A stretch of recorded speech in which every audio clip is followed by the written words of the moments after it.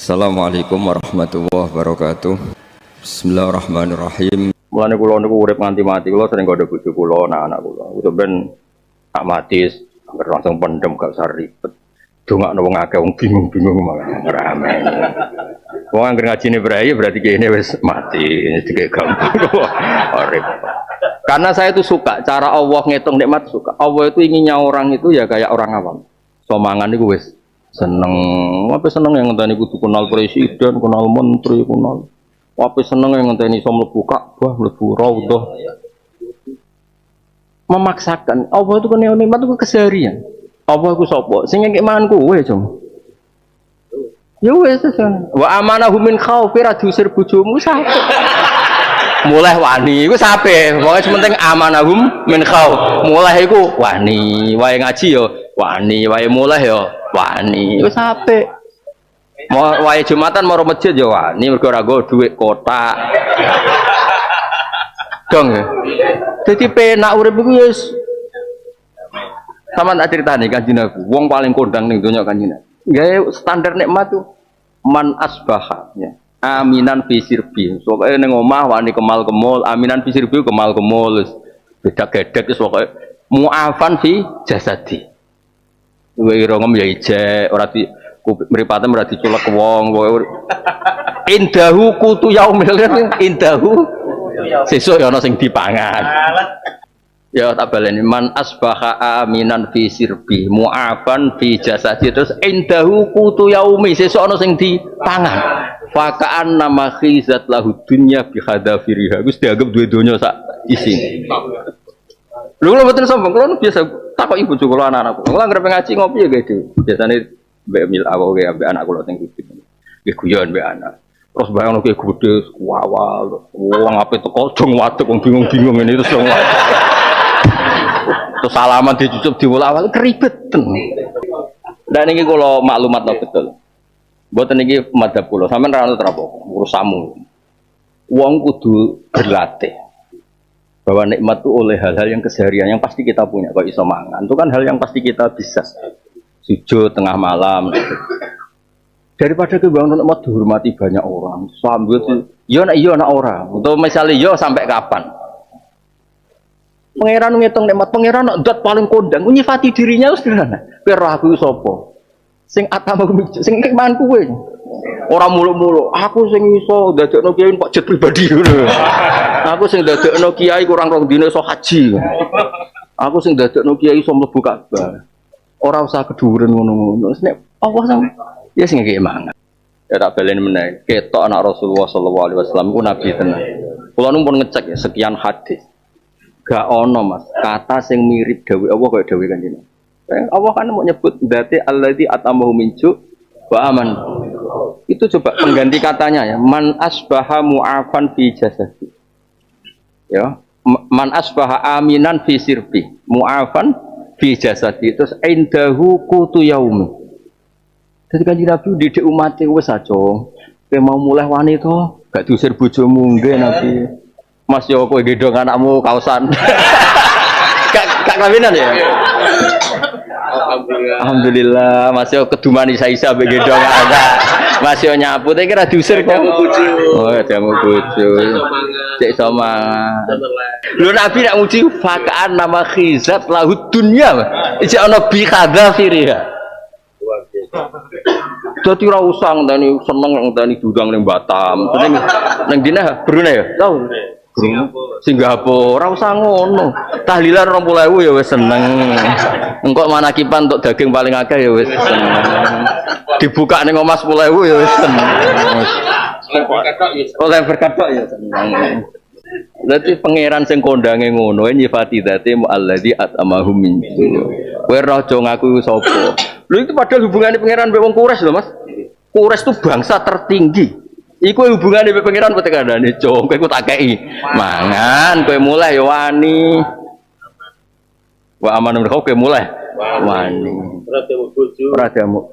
Apa meneh trimo kene-kene wis untuk mangan sekondang bangsa Quraisy.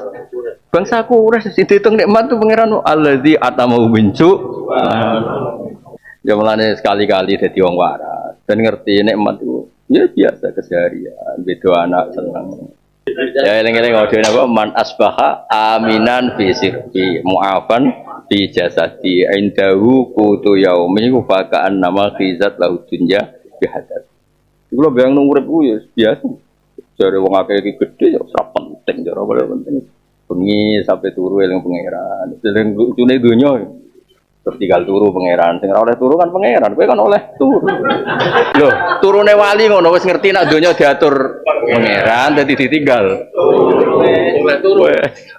Kula anggere maca surat iku mesti eling-eling allazi atama min ya wa pangeran. Kula nu gadah tulisan.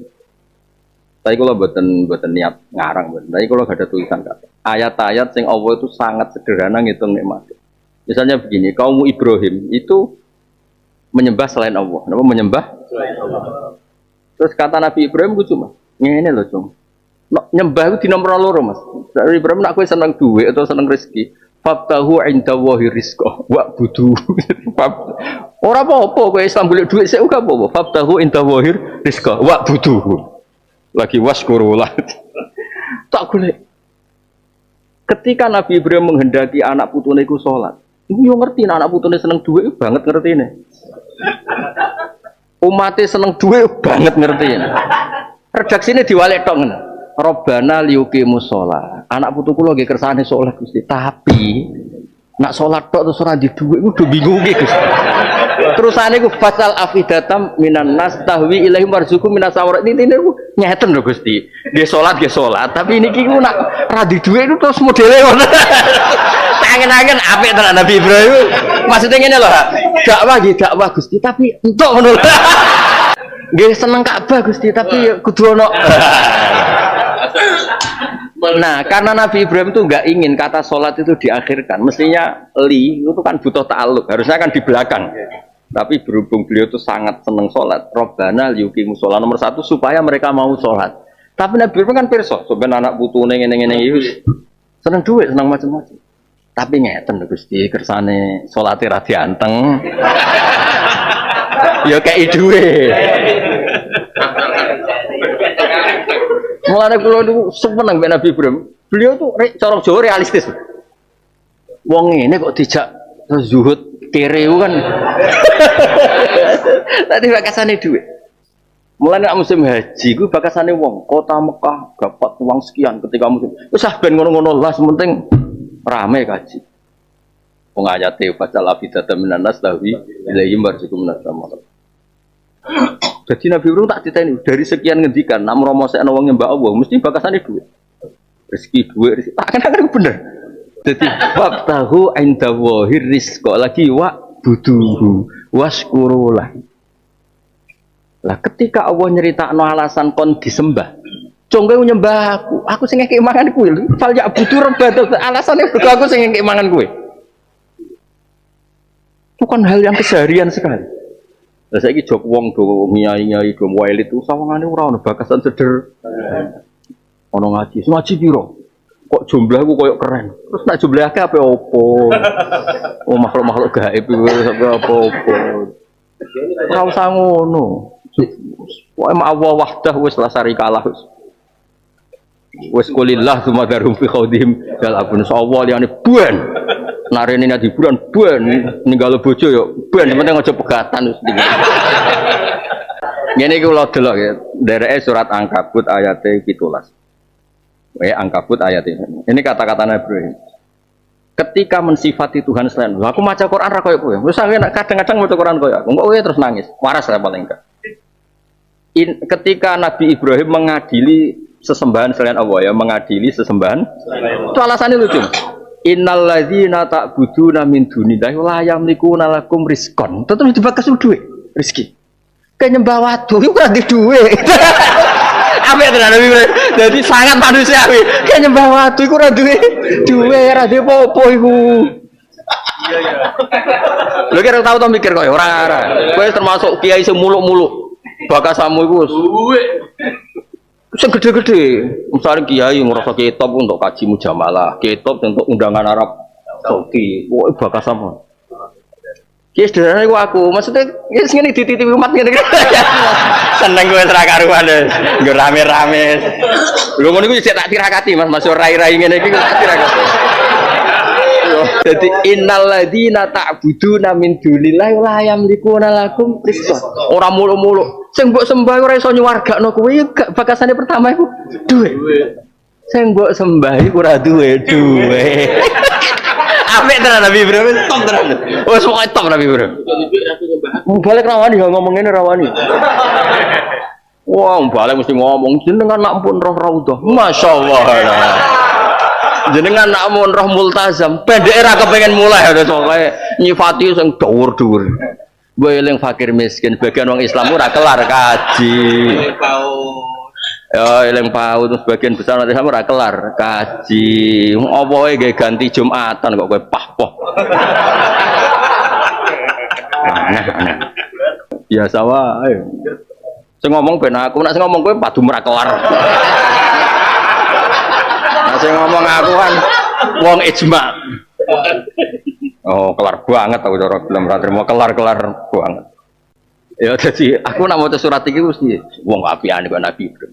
Nabi Ibrahim itu Abul Anbiya, Abul.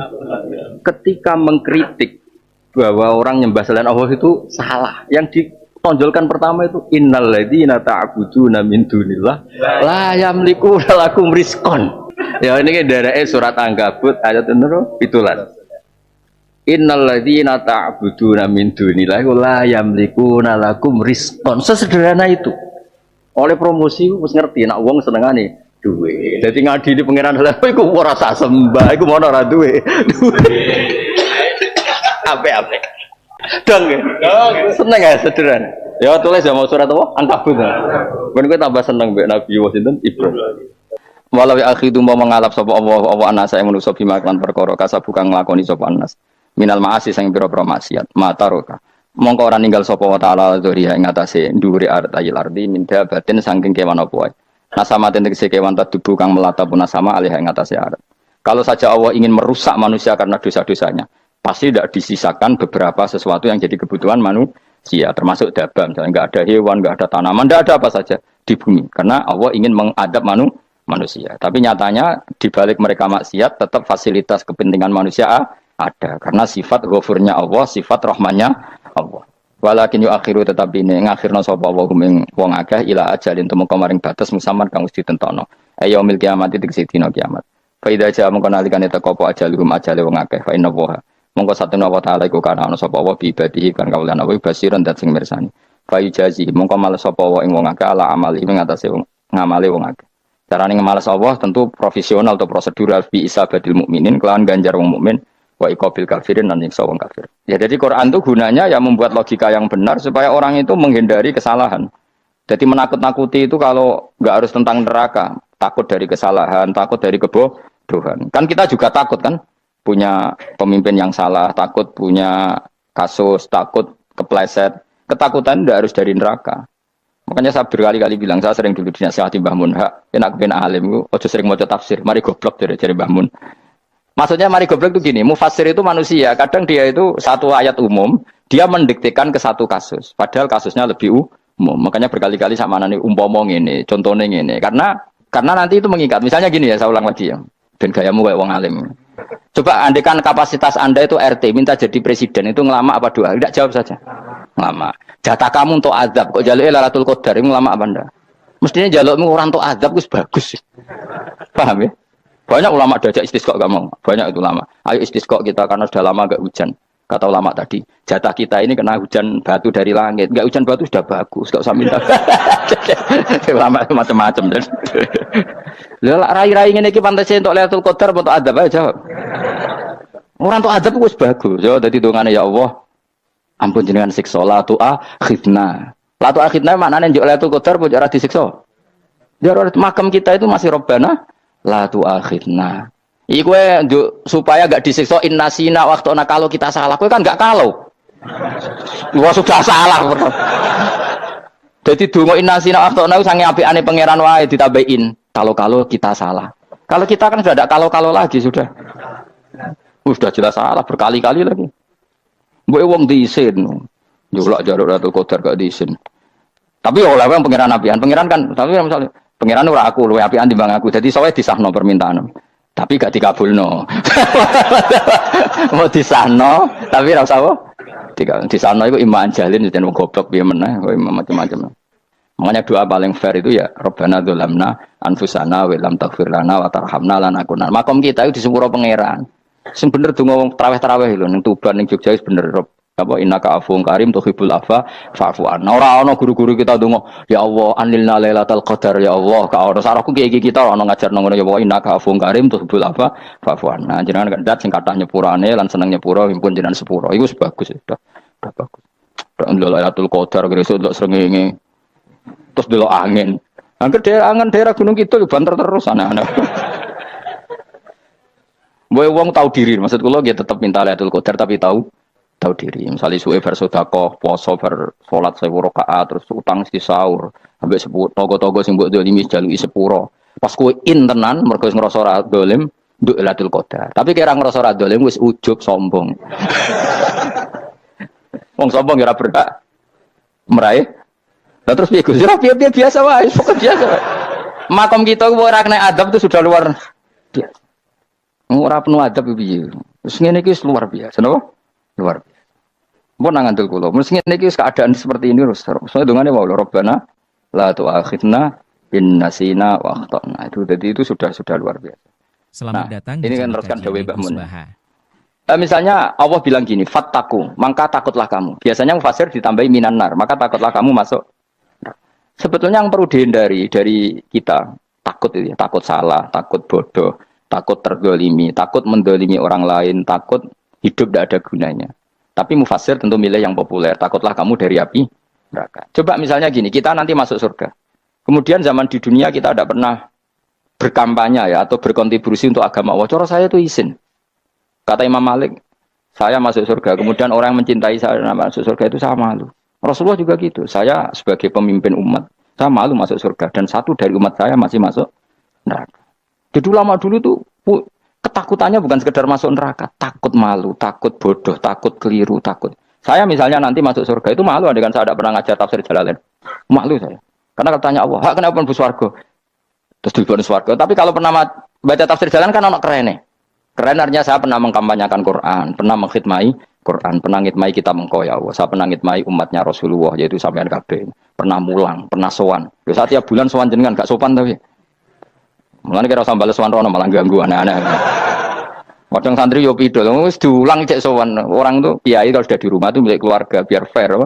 Bermulang cek assalamualaikum terus kiai ini kagok keluargane ku kapan? Boyo mikir bocah ora karo-karuan. Jadi seneng yo di ilmoni, napa seneng yo di ilmoni. Saya ulang lagi ya. Nah, kata yang ditafsir itu sering tidak mengikat. Makanya kata Mbah Mun, baca tafsir itu dikurangi. Maksudnya dikurangi itu bukan apa-apa. Maksudnya tadi, kalimat yang ditafsir itu tidak mengikat. Yang mengikat itu yang kalimat di Quran. Nah, kalimat Quran itu umum, napa? Misalnya gini, Allah lalu gini, ikdilu, kamu harus berbuat adil. Lalu adil itu misalnya mufasir menafsir, adil itu menyamakan di antara dua orang konflik. Misalnya di MK 01 dan 02 dianggap sama, itu namanya adil. Itu kan dawai mufasir. Atau misalnya gini, Allah bilang gini ke saya, hak kan ada di kiai sing adil. Terus adil ditafsiri orang, adil itu menyamakan sesama murid, haknya sama. Nah, tapi bisa saja adil itu di luar itu semua. Misalnya gini, ternyata adil menurut Allah gini, adil maknanya seimbang, apa? Adil itu maknanya apa? Seimbang. Lalu keseimbangan seorang hamba adalah dia ingat Allah lebih banyak. Karena ini bandul yang benar-benar nyata. Allah itu nikmatnya nyata. Sehingga ketika saya sebagai orang alim, ingat saya alim itu karena Allah. Dikasih ilmu Allah, dikasih cerdas Allah. Dikasih semuanya dari Allah. Sehingga saya itu tidak merasa kumuluhur pada kalian. Karena semua ini dari Allah. Kemudian Allah sendiri yang memerintahkan, ya, kamu harus mengajar. Maka saya ada Arab-Arab salam template sampeyan, penghormatan sampeyan, apresiasi sampeyan. Karena saya hubungannya hanya dengan Allah Subhanahu. Itu namanya adil. Meletakkan sesuatu proporsional. Itu juga adil namanya. Makanya seseorang itu nggak bisa dikatakan abid selagi belum tahu kalau ibadahnya minallah. Jadi misalnya ke ibadah tok. Ternyata kamu yakin itu ibadah kamu, amal kamu itu belum abid. Abid hakikat adalah alhamdulillah alladzi hadana li hada wa ma kunna linahtadiya laula anda tahu. Ketika kita sujud yakin ya Allah alhamdulillah jenengan menakdir saya sujud. Saya salat alhamdulillah engkau menakdir saya salat. Sehingga minallah dulu pikiran itu semua kebesaran kebenaran ini minallah dulu. Baru setelah minallah kita yakin billah. Setelah billah juga yakin ilallah. Misalnya gini lawah itu. Setelah saya ngajar tafsir Jalalain, kepentingan saya satu. Hamba-hambanya Allah menjadi tambah mencintai Allah. Tidak mencintai saya, enggak penting sama mencintai saya. Makanya Imam Syafi'i tiap ngajar bilang begini. Waditu annal khalqa ta'allamu hadal ilma wala yahmadunani. Saya senang kalau kalian belajar fikih sama saya, tapi kamu tidak usah muji saya. Jadikan fikih ini alat taqarrub kamu kepada Allah. Itu namanya minallah wa ilallah. Itu adil. Tapi adil yang dijelaskan ulama beda-beda tadi. Ada mengatakan adil adalah proporsional antara murid, antara keluarga dan murid. Meskipun kamu senang mulang, jangan merantarkan keluarga, itu tidak adil. Itu kan versi, no? Maksudnya Mbah Mun, kamu jangan terjebak versi-versi dalam tafsir. Paham ya? Karena Allah hanya ngetikan i'dilu wa aqrabu. Paham ya? Tapi kan penjelasan adil ini orang versi.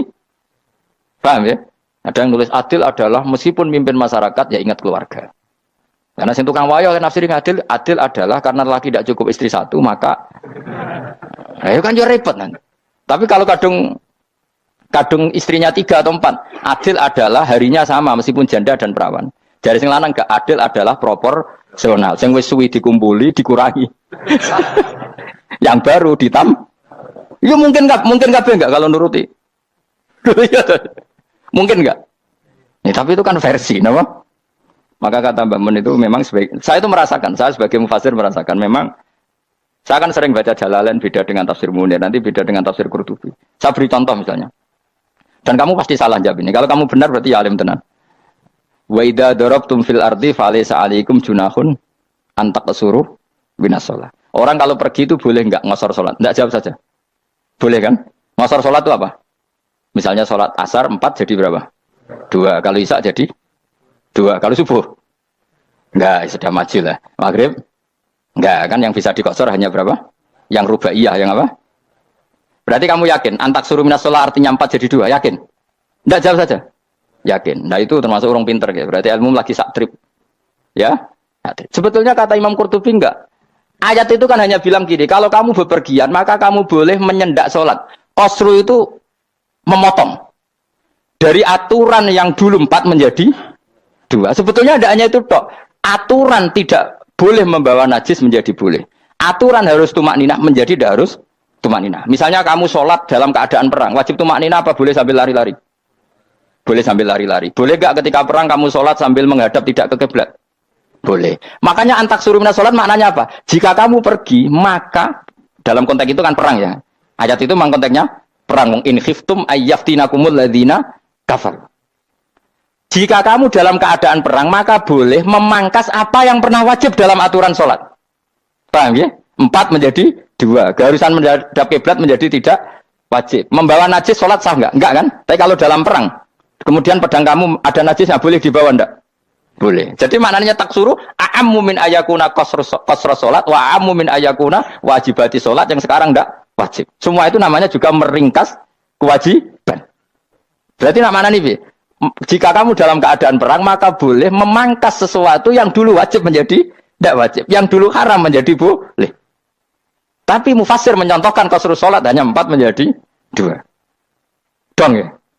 Oh ya, nanti alim ngono tenan wis dokter tafsir sang. Enggak tak iku sudah dhewe. Tapi ora perlu orang lain ngakui. Jadi itu contoh kecil. Jadi mufassir karena kebetulan dia tahunya hanya qasru sholat itu 4 jadi 2, dia itu. Padahal di tafsir lain diterangkan qasru itu artinya menyingkat atau mencendak atau memangkas. Dulu wajibnya sholat itu nggak boleh bawa sesuatu yang najis. Tapi kalau sholat dalam keadaan perang dan pedang kamu ada darahnya, boleh nggak dibawa? Boleh. Bahkan Allah menyuruh dibawa. Dan boleh nggak madhep kiblat. Fa in khiftum farijalan auruk banataki fa idza amintum fadhkurullaha kama 'allamakum. Ketika keadaan aman baru sholat sesuai standar. Nah, berarti kan ada qasru sholat, ada pemangkasan aturan sholat. Kayak misalnya begini. Dalam keadaan normal boleh nggak kamu motong pohon pisangnya tetangga tanpa izin? Nggak boleh kan? Tapi misalnya ada banjir bandang, kemudian kamu bisa selamat kalau motong itu wajib izin apa malah haram izin? Haram izin, harus kamu langsung potong. Karena kalau tanpa begitu kamu tenggelam. Dan yang punya wajib meridhoi. Kalau nggak meridhoi disalahkan syarak malah. Paham ya? Jadi ini penyolongan yang wajib. Tapi tak sebab potong kayak ngelangi kan. Terus gedangnya mbok pangan, itu berlebihan. Karena Allah memaklumi hanya untuk ngelangi. jebule wis menisan lah itu di luar izin syariat apa? Di luar izin syariat. Itu melampaui batas itu. Syaratnya boleh itu ghairu baghi wala famani turra itu darurat syaratnya ghairu baghi wala dan tidak boleh melebihi batas. Ora ape ngetok gedange jupuk sik sing mateng dipangan terus diketok. Ora oleh. Paham jelas ya. Makanya kalau ngaji tafsir ya saya akan berkali-kali ada makna di tafsir Imam Suyuti saya tambahi umpamanya ini. Maksudnya umpama itu supaya contoh itu tidak mengikat. Jadi yang disebut beliau itu satu dari sekian potensi ribuan contoh. Ya kayak tadi misalnya antak suruh minas sholah. Itu umumnya ulama membayangkan qasrul sholat yang 4 jadi 2. Padahal enggak, maknanya meringkas aturan dari wajib menjadi tidak wajib. Bahkan sebagian aturan itu dikatakan haram, tidak haram. Itu tadi misalnya bawa najis atau teman kamu mau dibaca orang kafir, terus kamu bilang, hei hati-hati, itu tidak batal kalau dalam sholat siddatil khauf. Paham ya? Jelas? Semaju lah. Malam terus dikur, lelatul. Aku wis gumen mbek wong-wong bingung ora ilmune wong-wong. Ma unzira abahum lam yung daru tegese ora den kei wedi sapa ngangge fi zamanil fatrah ing dalam zaman fatrah. Ya sama seperti ini. Orang tidak mendapat ingdar itu fi zamanil fatrah, zaman enggak ada rasul. Tentu tidak hanya itu tok. Ada rasul tapi orang itu jauh dari komunitas ulama. Itu juga termasuk orang yang tidak mengalami ingdar. Jadi tidak mengalami ingdar bisa di zaman fatrah atau sudah ada rasul tapi dia jauh dari ulama atau jauh dari komunitas Islam. Itu juga komunitas yang tidak mengalami ingdar. Fahum mengkote wong akeh kaum iku khafidun lali kabehane iman sing iman parustilan bener. Ya contoh paling gampang itu nak dawuh ya mesti bener itu loh. Kalau kamu ngaji tafsir Jalalain ya Yuhanna subudu rabbakum. An-nasu biasanya ditafsirkan kufaru Mekah, napa? Padahal di situ nas semua manusia apa kafir Mekah? Semua manusia. Cuma konteks dulu karena Nabi orang Mekah dan zaman itu yang diberi peringatan orang Mekah, Imam Suyuti bilang kufaru Mekah. Lah seperti itu kufaru Mekah mengikat apa enggak? Enggak kan? Enggak, karena yang dituruni Quran yo kafatal linnas. Tapi ya Yohanasu di Jalalain sering ditulis apa? Kufaru Mekah. Lah seperti itu tidak mengikat. Itu contoh saja apa? Contoh saja dalam konteks zaman itu. Paham ya? Jadi banyak, makanya tafsir itu sebenarnya enggak ngikat. Ya tapi yang ngomong gitu harus orang alim. Kalau kamu yang ngomong malah kacau. Kemudian ngomong sombong. Maksudnya kan manusia, saya juga manusia. Ngapain saya harus ikut? Ya sarap itu. Iku ora wis sombong saraf, no? Wis sombong saraf. Lakot hakko teman-teman fahum, lakot hakko teman-teman nyata apa alqaulu apa titah. Ai wajib tegese wajib manane nyata al aksarihim. Ing atase akeh-akeh wangke bil adab. Lakot hakko teman-teman dadi nyata apa alqaulu apa titah anane azab. Ai wajib tegese wajib apa adab al aksarihim bil adab fahum mengko te wong akeh la yuminu ora iman sapa akeh. Il aksaru tegese utek akeh wong ora iman. Zaman iku Mas. Ya, maksudnya zaman itu, tapi jengben bukan ngerti. Tapi yang mungkin batu Isa itu semua orang iman, tapi ya banyak yang setelah iman itu tidak bermanfaat lagi karena wes napa matahari terbit dari napa barat. Hina la yanfa'u nafsan imanuha lam takun amanat min qabl. Inna saat temen ingsun ujalna ga ingsun fi anaqihim. Ing dalem gulu-gulune wong akeh tak gawe aghlalan ing belenggu. Bi ayu doma gambar bi antu doma gambar sento dhewe kumpulno ilaha maring anak apa di tangan.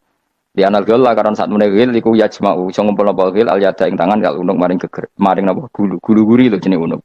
Wong Arab nak darani kene ku unuk, nak darani kene ku nakher. Ya jare wong Arab ya kene iki unuk, kene iki nakher. Lah gulu niku ngeten tangan ditakok teng napa? Napa? Gulu. Napa jenenge cidok niku cidokne. Sing guri. Faya mengkote tangan ila aidi kumasmuatun ting kupono ila atkoni maring dagu. Meniki lho jenenge dagu jam udzakonin waya mustama'ul lahyan. Kumpule dua dagu atau dua wang nak cumanan. Bahwa mongko te wong akeh mukmahuna iku dadi bunder sapa wong akeh. Manane rafiuna ngangkat wong akeh usaha ing sirahe wong akeh. Lastatiuna ora iso mampu sapa wong akeh khodaha ing ngendekno ruus. Menane dhewe maksudi wae ta iki mutamsilun muk bayangan, muk tamsil gambaran. Mulane kula gumun mbek ulama riyen. Tak contohno ya, nek ulama dhisik ku top. Wong dhisik nak darani bun neraka digludungno. Wong kafir sok ben digludungno ning neraka. Iku ya pancen ngalim tenan wong dhisik. Mergo gambarane ngene, ora usah mbok praktekno sampeyan, praktekno saiki wae. Nah praktekno sampeyan kowe sampeyan mlebu neraka. Dadi ngeten, wong nak lungguh ngene, wong Arab nak darani iki ason-ason. Terus ngeten. Ngeten, niki kan niki jenenge apa? Dengkul. Dengkul itu kena dagu, terus tangan kena cidok. Dadi ngeten. Dadi wong wis dalam keadaan bunder. Paham ya? Lah malane malaikat karek nyaduk terus gludung-gludung ngono. Paham ya? Dadi mergo yo napa? Dengkul nempel dagu, paham ya? Tangan nempel jidok, terus ditaleni. Paham ya? Terus ya karek gludung dong, mulane wong Quran adane bun rokok iku. Bener. Ki bayangno saiki sampean ra usah, gak usah mlebu maksudnya, paham ya? Mulane ape mlayu ora iso, wis posisi ngono, paham ya? Sampeyan ora usah delok, maksudnya praktekno saiki. Orang delok lho. Lah dawuh Imam Suyuti wal muradu te kang den kersakno iku annahum sak temne wong akeh la anu nek ora tunduk sapa wong akeh imani maring iman. Wala faduna nek ora tunduk sapa wong akeh ora ndilukno ru'usau ing sira wong akeh lahu krana iman. Iki tapi dawuh Imam Suyuti. Tentu tidak semua ulama sependapat. Jadi cara Imam Suyuti semua yang dikatakan Quran ini mau tamsil. Artinya mereka tidak tunduk, maknanya tidak menerima iman. Ya, tapi itu cara Imam Suyuti. Ulama lain yang mengatakan tidak. Memang orang kafir ketika masuk neraka dalam keadaan seperti itu dan digeludung. Ya tidak apa-apa sama-sama benar. Ya sama-sama benar karena ya Quran itu milik bareng, ya. Milik bersama. Jadi apa ya? Kan banyak kalimat kayak tadi mengkosor solat, meringkas solat. 4 jadi 2 yang meringkas, paham ya? Dari aturan ketat menjadi agak longgar juga meringkas. Jadi semuanya namanya memotong apa? Memotong dari 4 menjadi 2 ya memotong, paham ya? Dari aturan wajib menjadi tidak wajib juga memotong. Nah, itu kan sama-sama benar. Lihat nanti konteksnya. Wajah analan gawe sapa ingsun mimpeni aidim sanging ngarepe wong akeh sadan ing tutup. Wamin khalfim sanging gurine wong akeh sadan ing tutup. Fathisin sadan wa dhammiha lan dhamai sin sudan fil maudhi'in ing panggonan loro. Faksena mongko ngekeki gelap ingsun ing wong akeh fa mongko te wong akeh lagi sirun ran ningali sapa wong akeh. Tamsilun iki contone aidon disat diturukil iman maring ketutupe dalan iman alih ngatasi kufar. Nak cari maksudnya kabeh iki mau tamsil. Dadi ngene. Dari depan kami kasih tutup, dari belakang kami kasih tutup, kemudian mereka saya kasih kegelapan. Maka mereka tidak tahu. Mananya apa?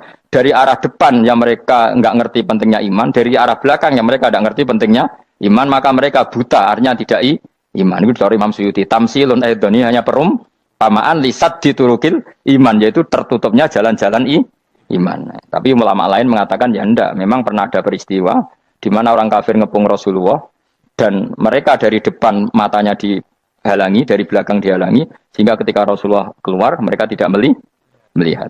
Itu ya nyata ya. Jadi makanya ngaji ya. Jadi ben keren. Oh ini ada sekian tafsir terus gue ngomong kan kayak wong alim keren. Nah tak kata siapa? Ono rekamane. Tapi orang ngaji dhewe. Nah tak kata siapa? Ada rekamannya. Lah anak aku takut ada kata siapa Gus? Tak dudono kitabe. Lah aku dudono rekaman. Iku apik zaman akhir ngono wis maju. Sokoke sing rido kan. Enak kok Kang jadi orang alim enak. Nanti itu sudah jadi orang alim ya rugi. Tadi nanti kan gitu. Syabdul Qadir masuk surga. Entah ini gelombang kedua dan para penggemarnya. Jadi akhirnya sing alim tenan yang mlebu swarga, sing kedua dan para penggemarnya. Iku ora usah alim Kang, cukup penggemar. Dia tahu sebenarnya rugi kan. Gus Pak masuk swarga kedua dan para penggemar. Waduh. Terus jebule padha ae. Itu saking rahmane Allah. Kenapa? Kan masyhur itu hadis itu. Rasulullah itu ada sahabat nangis, enggak bisa tidur nangis. Berhari-hari enggak bisa tidur nangis. Hanya karena ingin punya satu pertanyaan.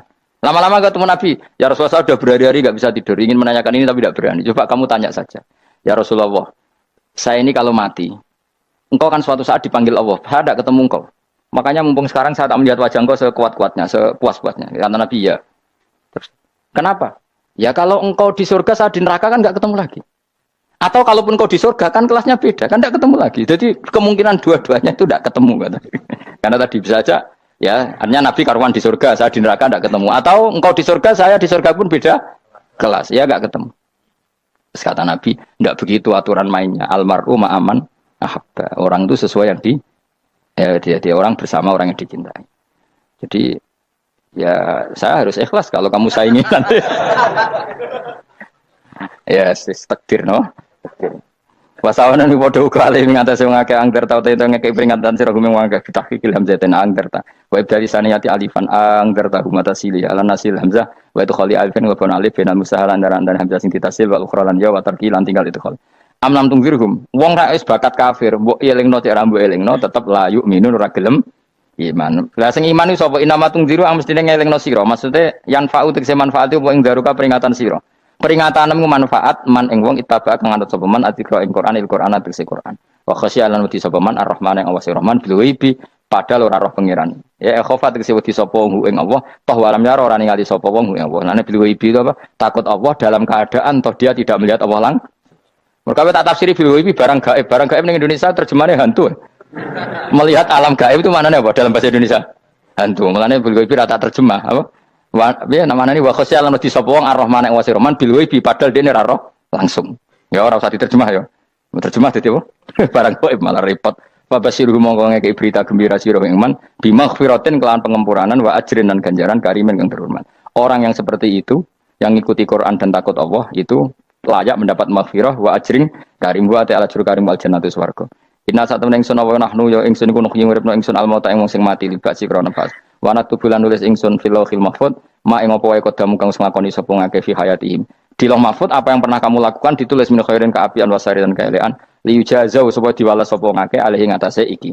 Wa atharahum lan yo tak tulis bekas-bekas kelakuanem.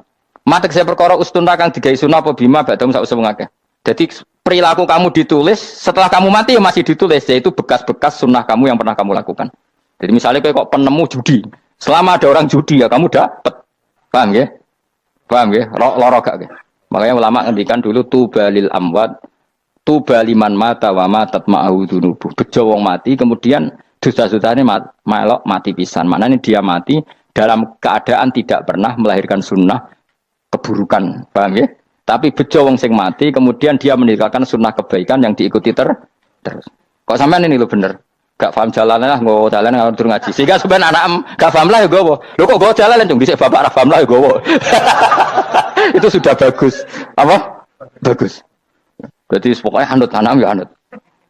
Wah, pokoknya keren, pokoknya keren sampean keren. Jadi nanti sampean anak tuku jalan takoki, Pak, kok tuku jalan dhisik bapakku ning lemari iki ono jalan.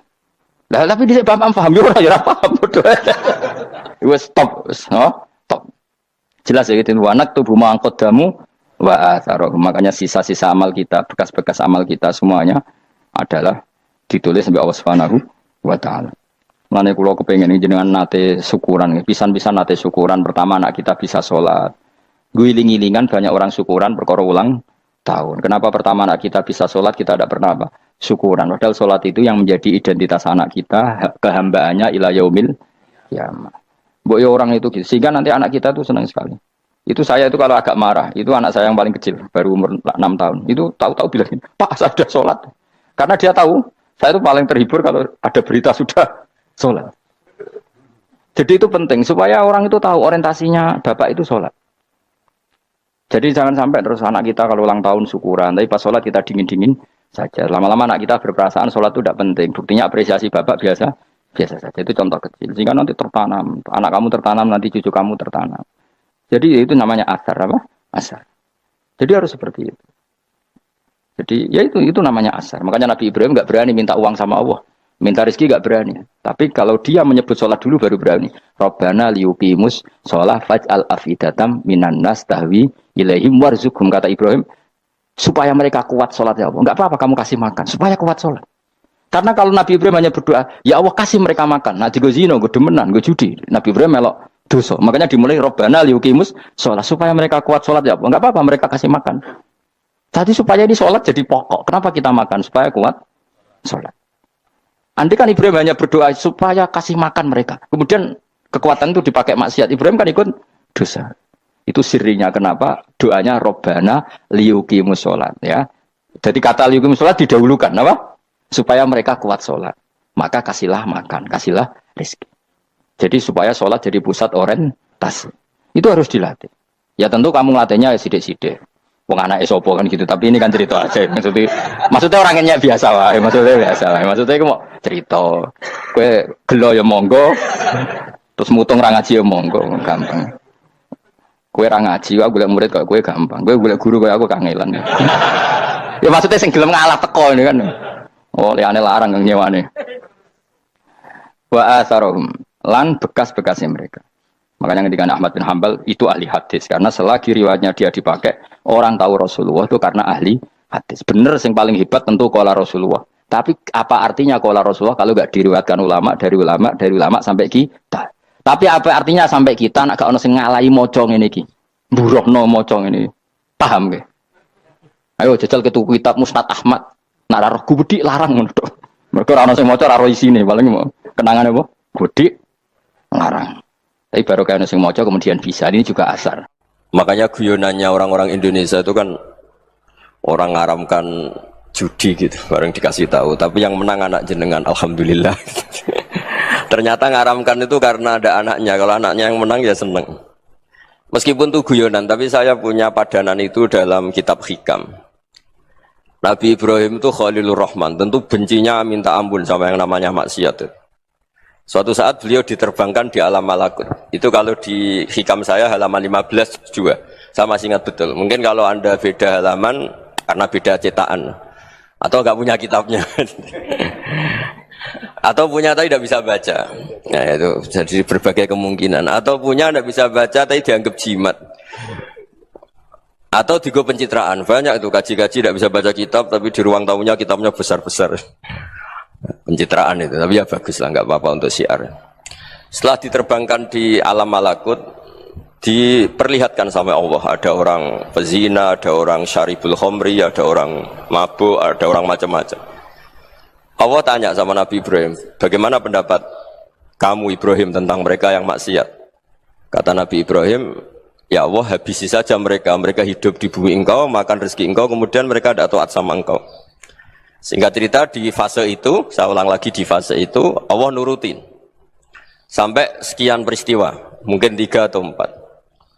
Sudah, setelah sekian tahun Nabi Ibrahim lupa peristiwa itu, kemudian beliau diminta menyembelih anaknya. Ini versi kitab Hikam.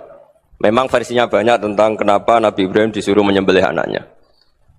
Ketika mau menyembelih anaknya, Nabi Ibrahim ragu. Huwa samratu fuadi. Anak saya ini buah hati saya, kenapa engkau suruh menyembelih? Terus kata Allah, apa kamu tidak ingat ketika kamu saya angkat di alam malakut, kemudian kamu usul bunuh-bunuh, saya tidak mempertimbangkan usul Anda, tapi kenapa sekarang saya merintahkan kamu mikir gitu. Terus, ya karena ini anak saya ya Allah. Terus kata Allah, rumang samu wong sumpukon mata ini gak gawean kau sing gawe kowe enak wae usul mata ini. Jadi sebenarnya saya yang bikin, kemudian Anda enak aja usul membunuh. Semenjak itu Nabi Ibrahim itu di eranya itu asfaqun nas, orang paling sayang sama manusia. Karena kadang kita keras itu ya kebetulan itu tidak anak kita, tidak keluarga kita. Cara orang Jawa itu kan gitu ya. Kalau ada perempuan terus macak yang macam-macam pakai sepeda motor cowok terus wah itu luput suwuk, semoga-moga gini. Tapi setelah dikasih tahu, niku ponakane jenengan, semoga-moga selamat. Jadi jangan-jangan kemarin ahlil ma'asi itu kebetulan itu tidak keluarga kita. Kalau keluarga kita yang pernah salah pada kita, semangat kita mintakan maaf. Jangan-jangan kita didikte hukum sosial gitu. Jadi orang yang salah, kebetulan itu orang yang menservis kita. Atau keluarga kita, atau orang dekat kita. Jangan-jangan semangat kita mintakan ampun. Tapi kalau sama orang lain, kebetulan musuh kita semangatnya minta itu kena adab. Nah ini yang nggak boleh dalam Islam. Islam mengajarkan niru Rasulullah SAW, Nabi itu rahmatal lil alamin. Bahkan kemarin saya ngaji virtual sama beberapa habaib, ada Habib Ali Al-Jufri dari Mesir, ya, ada Habib Alwi dari Kuitang, ada Habib Nabil Al-Musawa. Dari sekian habaib itu saya masih ingat diantaranya yang didawuhkan rahmatan lil alamin itu ketika Nabi adahu kaumuh, disakiti oleh kaumnya, dan itu mereka masih kafir semua. Itu mereka dapat doanya Nabi Allahumma hdi qaumi fa innahum la ya'lamun. Kayak apa baiknya Nabi, orang yang menyakiti, yang melukai, tapi Nabi masih berdoa Allahumma hdi qaumi fa innahum la ya'lamun. Sayyidina Umar dapat doanya Nabi itu ya khina kana kafiran, ketika masih kafir didoakan Allahumma aizzal Islam bi Umar. Itu ketika masih kafir. Itu pelajaran bagi kita bahwa yang sedang tidak cocok pun itu berdapat doa kita.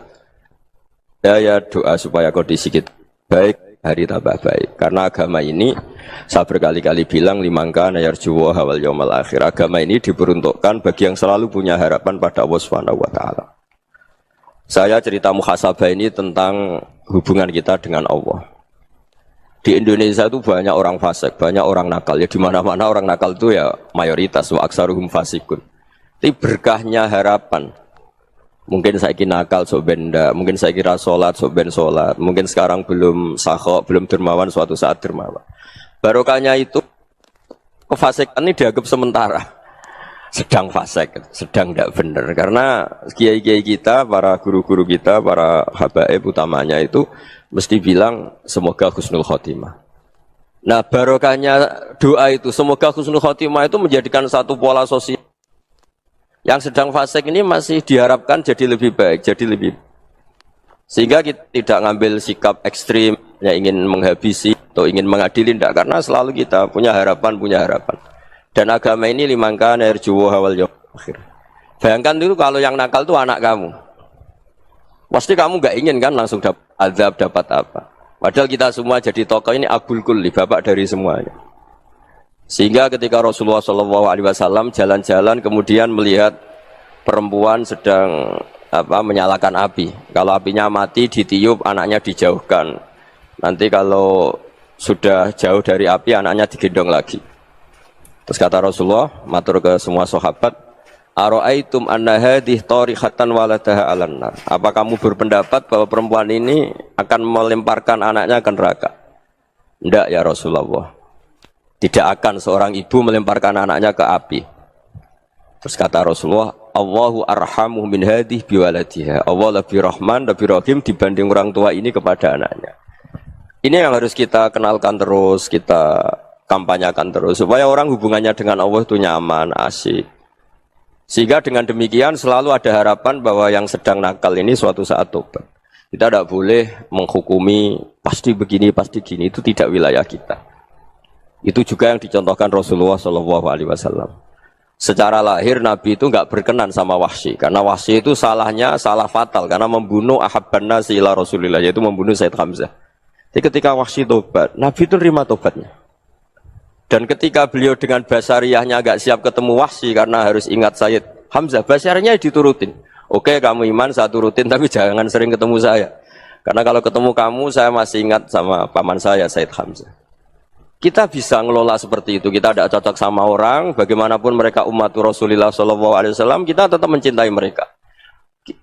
Misalnya kalau beda agama, mereka sama-sama orang Indonesia, kita mencintai mereka atas nama warga Indonesia.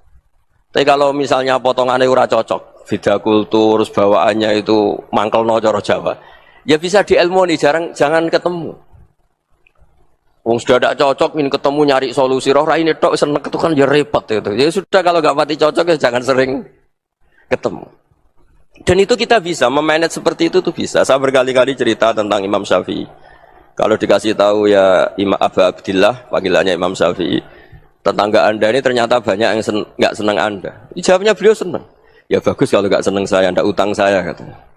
Jadi gara-gara sampean seneng aku ngatur aku ini kan. Dan mungkin sampean rasa seneng kan ya enak. Jadi hidup itu dianggap happy. Kalau seneng ya teman silaturahim, kalau nggak seneng ya nggak bakal utang gitu. Baru kaya seneng itu nggak ganggu. Gitu. Jadi dulu itu orang bisa ngelola seneng ndak seneng itu bisa. Karena ada kearifan hubungan dengan Allah Subhanahu wa taala. Hidupnya selesai karena masyghul bi dzikrillah, mereka sibuk dengan Allah. Makanya kata ulama-ulama tasawuf, kamu jangan melihat manusia perilakunya, tapi kamu juga harus ingat yang gerakkan semua itu Allah Subhanahu wa taala. Dengan demikian kita farah, kita senang. Makanya Nabi kalau ngutus Anas bin Malik kemudian enggak kesampaian yang diinginkan karena Anas main. Ketika garwa-garwani Nabi agak tersinggung, Nabi andaikan Allah menghendaki yang saya inginkan kesampaian, pasti itu kesampaian. Jadi dianggap kegagalan Anas gak manggil yang dituju Nabi itu ya kersane Allah, ya enteng saja. Sayyidina Ali lebih parah lagi yang dialamin. Itu dalam beliau kalau dipanggil itu gak cepat-cepat ke sana. Ketika ditanya, kenapa kamu tak panggil gak cepat ke saya? Amin tuh ukubatak. Karena aku tahu kau orang baik. Orang baik itu pemaaf. Jadi makanya orang-orang soleh dulu itu bodoni itu. Makanya sekarang kalau ada orang bodoni itu mesti beda orang soleh. Kalau orang-orang soleh itu kakean husnudzon lagi sering dibodonin. Abdul bin Umar itu masyhur itu. Kalau ada budaknya sering sholat, sergap sholat itu dimerdekakan. Akhirnya enggak sholat pun pura-pura sholat. Akhirnya juga dimerdekakan. Ketika ditanya kenapa engkau merdekakan? Padahal mereka sholatnya menipu engkau, kata pembisik-pembisik itu. Man khoda'ana lillah in khoda'na lah. Dia nipu atas nama Allah, berarti saat tertipu juga atas nama Allah. Enggak masalah dong, semuanya demi Allah Subhanahu wa ta'ala. Jadi ketika kita ketemu mensifati Allah Ta'ala itu ghafir, Allah pemaaf. Jangan kamu enggak fair untuk diri kamu nyifati Allah ghafir, pada orang lain Allah kamu sifati syadidul iqab. Jadi Allah kamu atur, kayak MC tadi ngatur saya. Jadi Allah itu apa? Kalau pada saya ghafir, kalau pada musuh saya syadidul iqam. Itu tidak fair. Kalau Anda punya harapan kepada Allah karena Allah Rahman Rahim, Allah Ghafir, sebenarnya Allah pada musuh kita ya bisa saja Allah Ghafir, bisa saja Allah Rahman Rahim. Sehingga kita melihat orang lain yang kita tidak cocok itu ya enteng saja. Itu min ummati Rasulillah sing tanaluhu syafa'atuh, tanaluhu sa'atu rahmati, tanaluhu fair. Jangan dengan kita kayak mesti dapat rahmat, jangan orang lain kayak Allah pasti syadidul iqab. Itu tidak boleh. Sehingga ketika ada orang Badui, singkat cerita orang Badui ini kencing di masjid, semua sahabat membentak dia. Yang enggak bentak hanya Nabi tok. Saking mangkalnya orang ini karena semua sahabat bentak kecuali Nabi. Setelah dibenarin Nabi, terus Nabi nyuruh sabbu ali dhanuban min ma'in. Setelah disucikan masjid itu, dia berdoa keras sekali. Allahumma arhamni wa Muhammadan wa la tarham ma'ana ahadan. Ya Allah, yang berhak dapat rahmatmu hanya saya dan Nabi Muhammad, yang lainnya jangan. Karena yang lainnya tuh jengkelin, gitu aja saya salah dimarah-marahin gitu. Jadi kalau kamu doa terbatas ya kayak orang Bedui ini, kayak orang Arabi. Apa kata Nabi? Laqad tahajjarta wasi'an. Allah yang rahmatnya luas menjadi kamu sempitkan. Karena kamu mau atur Allah hanya Rahman pada Indonesian Power, pada NU, pada kita yang orang lain nggak perlu dapat. Itu kan kasihan Islam karena Islam terus nggak dimiliki semua orang. Allah nggak dimiliki semua orang, Rasulullah nggak dimiliki semua orang karena di NU, di ormas tertentu, di nggak boleh seperti itu. Nggak boleh takhasyar tawasian kata Nabi, nggak boleh mempersempit zat yang rahmatnya itu luas. Ini semoga etika ini kita pakai di Indonesia. Yang sedang fase kita harapkan lebih baik. Yang sedang nggak dapat hidayah kita doakan dapat apa? Hidayah. Masyhur kan, makanya tadi saya mohon sama Habib Ali supaya Habib Ahmad supaya tetap mahalul qiyam, tabaruk sama Habib Ali. Di antara doa-doa di Simtud Duror masyhur itu antuqa bilal mudhniba minnah bil ghufran wal musi'ah bil ihsan. Jadi harapannya para habaib, para orang-orang baik dulu ya semoga yang dosa itu dimaafkan, yang sedang salah dibuka, bikin lebih baik. Nabi itu tugasnya juga gitu. Wastaghfir li dzambika walil mu'minina wal mu'minat. Nabi itu tugasnya juga memintakan ampun yang sedang salah. Nah ini cobalah jadi etika kita, muhasabah kita. Jadi muhasabah itu cara berpikir kita set, kita pikir ulang. Ternyata semangatnya seorang Nabi itu wastaghfir li dzambika walil mu'minun. Semangatnya itu memintakan ampun. Orang ahli tafsir tahu semua kalau Nabi itu tidak mungkin dosa. Jadi itu khitabun Nabi wa urida bihi ummatu, itu khitab Nabi, tapi yang dimaksud itu umatnya karena Nabi tidak akan mengalami dzambun, tidak akan mengalami dosa. Sekarang enggak, kadang-kadang kita ini kalau orang lain salah itu semangat. Kalau di perusahaan ada teman salah, apalagi miran salah itu seneng. Barokahnya salah bisa ganti kan gitu. Jadi kalau mungkin di dunia tokoh juga gitu, barokahnya ada tokoh salah, kita yang jadi populer sendiri, tidak boleh seperti itu. Kita harus salimus sodri di jami'il muslimin. Jadi ini harus dilatih. Saya tadi matur sama Habib Ahmad, latihan kita jadi hidup. Nabi itu kalau resep jadi wali itu kata Nabi gampang. Kata Nabi, kalau kamu ingin disenangin Allah, ya sudah. Kalau kamu asbahta wa amseta gini-gini, perasaan kamu kata Nabi, jangan punya perasaan ghil sama orang muslimin. Itu sudah wadzalika min sunnati. Makanya Nabi ngendikan la yablughni ahadun an ahadin syai'an. Ada yang baca la yuballighni ahadun an ahadin syai'an. Seseorang jangan melaporkan ke saya tentang salahnya yang lain. Fa inni akhruju ilaikum wa ana salimus sadri. Karena saya ingin ketemu sampean semua dalam keadaan salimus sadri, tidak punya perasaan apa-apa. Karena kalau nurutin membisik, nurutin informasi itu ya repot karena orang pasti sepihak. Ada kiai yang top datang ke kampung-kampung ning desa-desa. Kata yang seneng itu punya akhlak. Wah itu bagus orang besar datang ke kampung-kampung. Kata yang enggak seneng, wah itu jobnya kiai kecil kok diambil, itu kan ya kasihan itu kan sudut pandang. Makanya saya sering bilang, akal kita ini cukup untuk mentasdik Rasulullah SAW. Meskipun perasaan kita kadang orang Jawa itu beda. Saya berkali-kali bilang sama peneliti dari Jogja, kenapa sih Gus para nabi itu kok poligami istrinya banyak? Nabi Dawud katanya itu berapa? Nabi Sulaiman malah jumlahnya agak terbatasin. Nabi Muhammad itu paling sedikit. Saya tanya gini, perempuan itu orang lemah, jadi kalau nolong orang satu gimana baik? Kalau nolong orang dua ya lebih baik, ya sudah kira-kira seperti itu. Paling tidak akal kita masih tahu kalau orang baik itu kan mesti baik. Nolong orang satu baik, nolong orang dua ya lebih baik, nolong orang tiga lebih baik. Tapi kalau kamu orang nggak baik, satu saja kamu terlantarin, kamu miskinkan, kamu ya tinggal diukur kan. Kalau orang baik, nambah baik. Tapi kalau orang buruk, tambah buruk. Nah itu akal. Akal kita bisa menganalisis kenapa sih nikah itu ada yang poligami, ada yang tidak. Sudah ukur saja diri kamu. Misalnya kayak saya elek keriting, rabi terus. Mau perbanyak wong elek. Orang perilaku netok raine dadi elek kabeh. Gitu. Tapi nak kowe ku ganteng, alim, ganteng, sugih. Anake ganteng-ganteng, berhubung kowe saleh ahli swarga kabeh. Mertua yo bangga karena karir kamu meyakinkan. Ini mertua kamu aja gak bangga mau nambah. Ipar gak bangga, mertua gak bangga, desa kamu yang kamu wayai juga gak beda dengan Nabi ketika nikah Juwairiyah itu nggak ada pernikahan sebarokah Nabi dengan Juwairiyah itu asharu Rasulillah. Di situ habis perang banyak tawanan gara-gara jadi besanya Nabi langsung dibebaskan semua karena asharu Rasulillah. Sekarang besanya Kanjeng Nabi. Dulu Abu Sufyan mangkalnya bukan main sama Nabi gara-gara putrinya dinikah terus langsung jadi.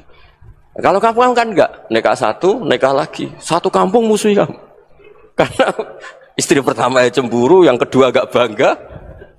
Wah itu selesai itu di dunia wal akhirah. Maksud saya, nganalisis Islam itu harus pakai akal. Dan akal yang dipakai, ini saya bawa ke kitab Ihya, adalah pikiran-pikiran para ulama. Makanya ketika Imam Ghazali ketika ditanya, fakaifa bi muslimin fasikin asawwaha fi jami'i amri. Kalau kalian ketemu orang fasik, orang Islam tapi fasik, perilakunya nggak ada yang benar. Kata Imam Ghazali jawabnya lucu, aneh. Ma min muslimin illa wa islamuhu ta'ah. Tidak ada orang Islam kecuali dia mau Islam, membenarkan Allah dan Rasul itu sudah taatnya dia. Kok kamu tidak bisa melihat taatnya dia?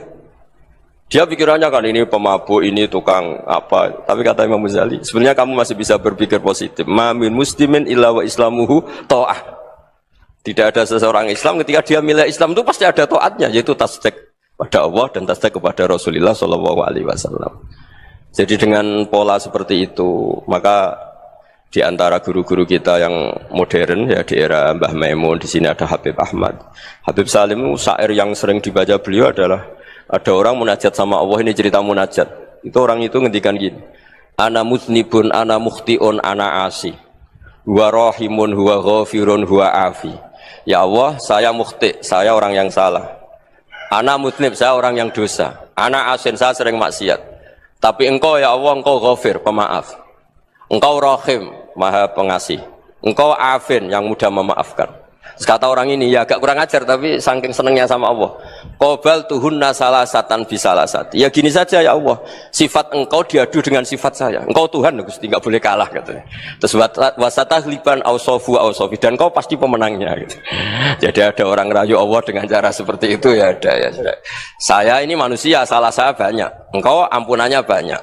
Engkau Tuhan, Gusti, nggak boleh ampunan Anda, ampunan engkau kalah dengan salah saya. Nggak boleh Tuhan kok kalah. Jadi untuk supaya orang punya harapan gitu. Banyak juga wali-wali yang jadab ketika datang ke makam Rasulullah SAW. Itu kalau dongo ya agak kacau sebetulnya, cara syariat agak kacau. Ya Allah, engkau punya dua pilihan. Jika engkau menjadikan saya soleh, surah habibuk, yang senang kekasihmu, yaitu Rasulullah SAW. Tapi jika engkau menjadikan saya fasik, surah adubuk, yang senang itu setan. Monggo jenengan mau menyenangkan kekasih jenengan, mau menyenangkan musuh jenengan, monggo. Jenengan bebas kok memilih. Mestinya Allah ya senang menyenangkan kekasihnya. Jadi ya, intinya Allah dipaksa untuk menjadikan dia orang soleh gitu. Jadi kayak kemarin itu Pak Bu siapa yang kesini itu, yang sama jenengan itu. Kuliah kesini itu sama Habib Ahmad. Saya pertama nggak mau, lama-lama Habib Ahmad. Ini gimana, Gus? Orang tahunya saya dekat jenengan, kalau nggak kasil saya waduh. Ini kayak doanya wali yang tadi. Nggak punya pilihan, nggak ada pilihan. Selamat datang. Jadi saya mohon Gus Baha. muhasabah itu dimulai cara berpikir.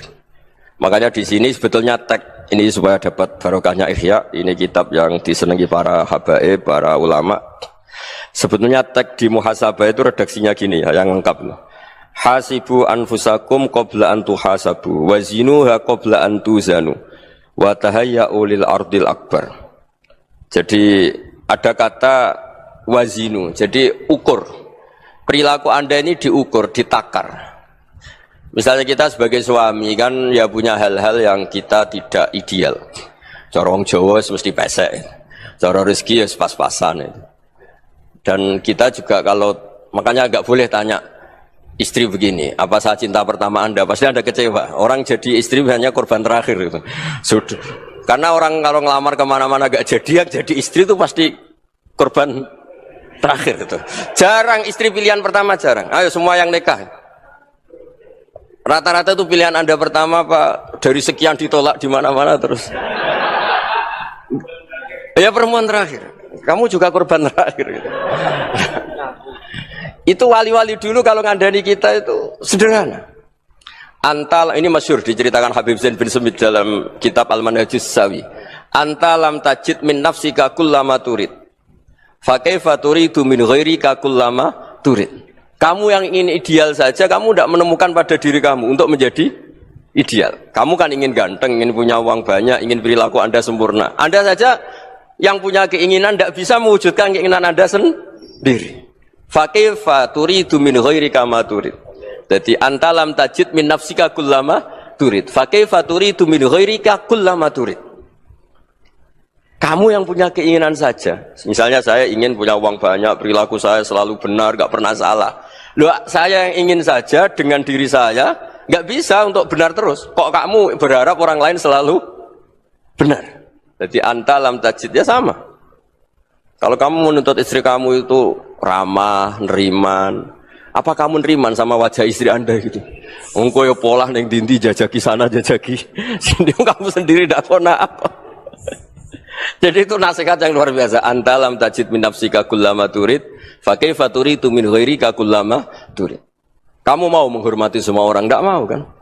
Kemudian Anda berharap semua orang menghormati kamu.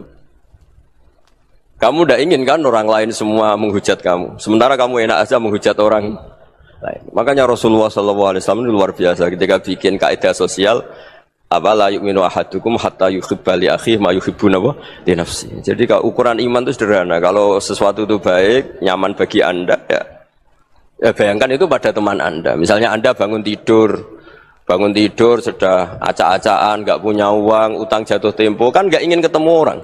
Ya kamu jangan bertamu ke jenis ini karena dengan kamu yang alami juga gak siap ketemu orang. Makanya ada Habib Alim itu dilapuri sama seseorang. Beb, dulu teman saya itu ketika saya kaya itu sering main ke saya. Setelah saya miskin, mereka tidak main ke saya. Kata Habib itu bagus, sunnah Allah begitu itu bagus. Coba kalau kamu dulu kaya, teman kamu main kan kamu gaya. Di rumah ada makanan, bisa hormat tamu. Setelah kamu miskin jadi buruh manol di pasar atau buruh bikin boto, teman kamu datang, malu enggak kamu? Mendingan gak datang itu. Akhirnya baru, oh ya alhamdulillah kalau gitu.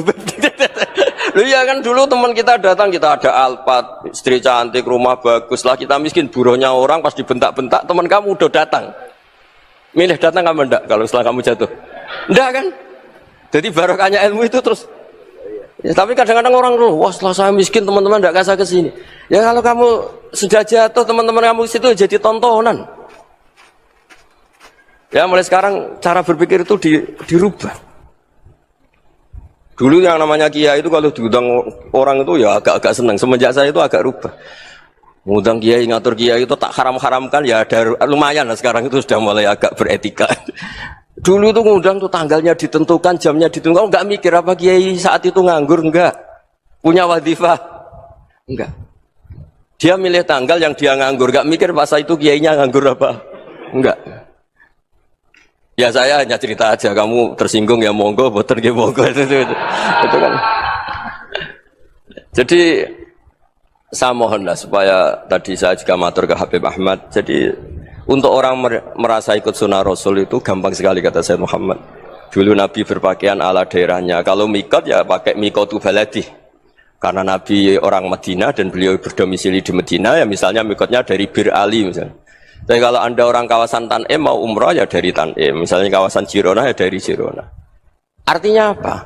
Kamu ngambil mikot karena Nabi mikot misalnya dari Bir Ali, bukan berarti kamu harus seperti Nabi di Bir Ali, kamu orang Mekah, misalnya kamu orang Tanim, orang dia harus dari mikot itu apa? Baladi. Sama, makanya di fikih-fikih itu kalau teknik anak, Nabi orang Arab, halawiyatnya kurma ya kurma. Kalau orang Jawa sedegan, semua podo-podo. Ya podo-podo manis. Jadi ini tabaruk sama Sayyid Muhammad, ini ada murid beliau Habib Ahmad, saya baca supaya orang itu merasa ikut Nabi itu gampang sekali. Ini saya baca ya di halaman tadi disaksikan Habib Ahmad 4 3 di kitab apa begini? Manhajus Salaf fi Fahmin Nusus. Itu kata Sayyid Muhammad, wa kanat sunnatu Rasulillah annahu yat'amu ma yajiduhu fi ardi wa yalbasu ma yajidu wa yarkabu ma yajidu mimma abahu wa ta'ala. Faman istamala ma yajiduhu fi ardi fa huwa al-muttabi' lis-sunnah. Kama annahu hajjal baita min madinati. Faman hajjal baita min madinati nafsi fa huwa al-muttabi' lis-sunnah. Wa illam takun hadhil madinatu tilka. Jadi intinya misalnya Nabi dulu itu ngasih sedekah kepada fakir miskin ya pakai dinar, dirham. Ya kalau orang misalnya sedekah pakai rupiah ya sudah ikut sunnah Nabi, jangan lu Nabi pakai dinar loh, kamu kok pakai rupiah. Dulu dinarnya Nabi udah ada tulisannya Bank Indonesia, kamu ada tulisannya Bank. Ya tidak ada seperti itu. Ya jadi misalnya Nabi sedekah pakai tamar atau pakai al-aqid, ya kita pakai beras, pakai apa. Supaya orang tuh bahwa Rasulullah itu milik kafatal linnas, milik semuanya. Sehingga merasa ikut sunnah Nabi itu ya semuanya. Makanya dulu Mbah Mun kalau motivasi saya supaya bombong, kalau orang Jawa bilang bombong. Wong Jawa itu mesti ono wong alim. Beliau menyontohkan Mas itu Mbah Fadol, Senori, Mbah Ihsan Jambes. Itu bisa ngarang-ngarang kitab luar biasa. Padahal beliau bukan orang Arab. Imam Sibawai itu orang Persia. Imam Ghazali orang Tos itu juga ikut Persia. Kata Imam Mun, wong sing ora Arab lah mesti untuk jatah alim, kata beliau. Karena Nabi itu diutus kafatal linnas. Nah ini kalau orang yang alim itu Arab tok, berarti tidak ada perwakilan dari Afrika, dari Asia Tenggara, dari mana-mana. Makanya karena Nabi statusnya itu kafatal linnas. Jadi kita harus bangga sebagai Muslim, sebagai orang Indonesia. Karena misalnya Wali Kutub, dulu terkenalnya hanya ada di Yaman, di mana. Ternyata pernah ada juga di Indonesia dan seperti Habib Abu Bakar Segaf Gresik. Jadi ya artinya kan tetap orang Indonesia meskipun beliau zuriyah Rasul kan ya sudah orang apa? Orang Indonesia. Zuriyahnya Habib Ali Simtuduror sekarang di Solo.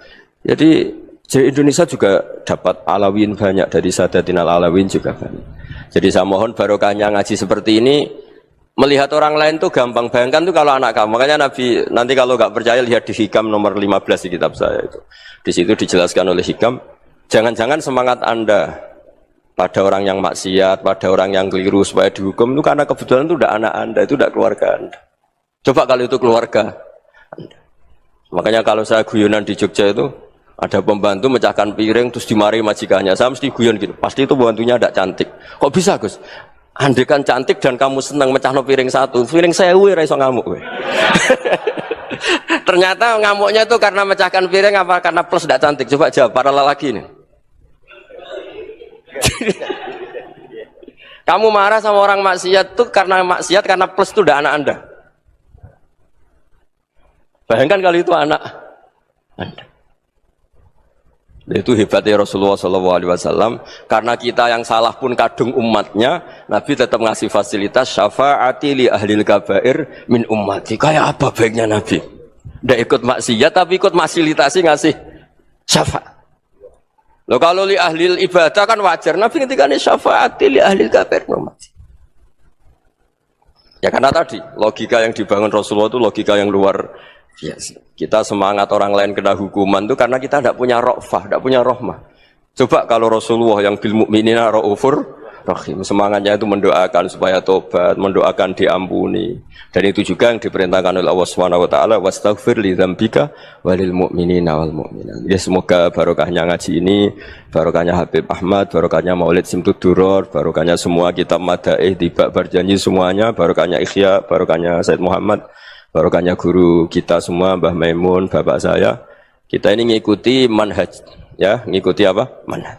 Saya sering didhawuhi Mbah Mun, kenapa ihdinas siratal mustaqim bukan siratoka, bukan jalan engkau ya Allah? Karena Allah itu enggak bisa kamu tiru. Allah itu tidak tidur, tidak makan, tidak kesel, tidak capek.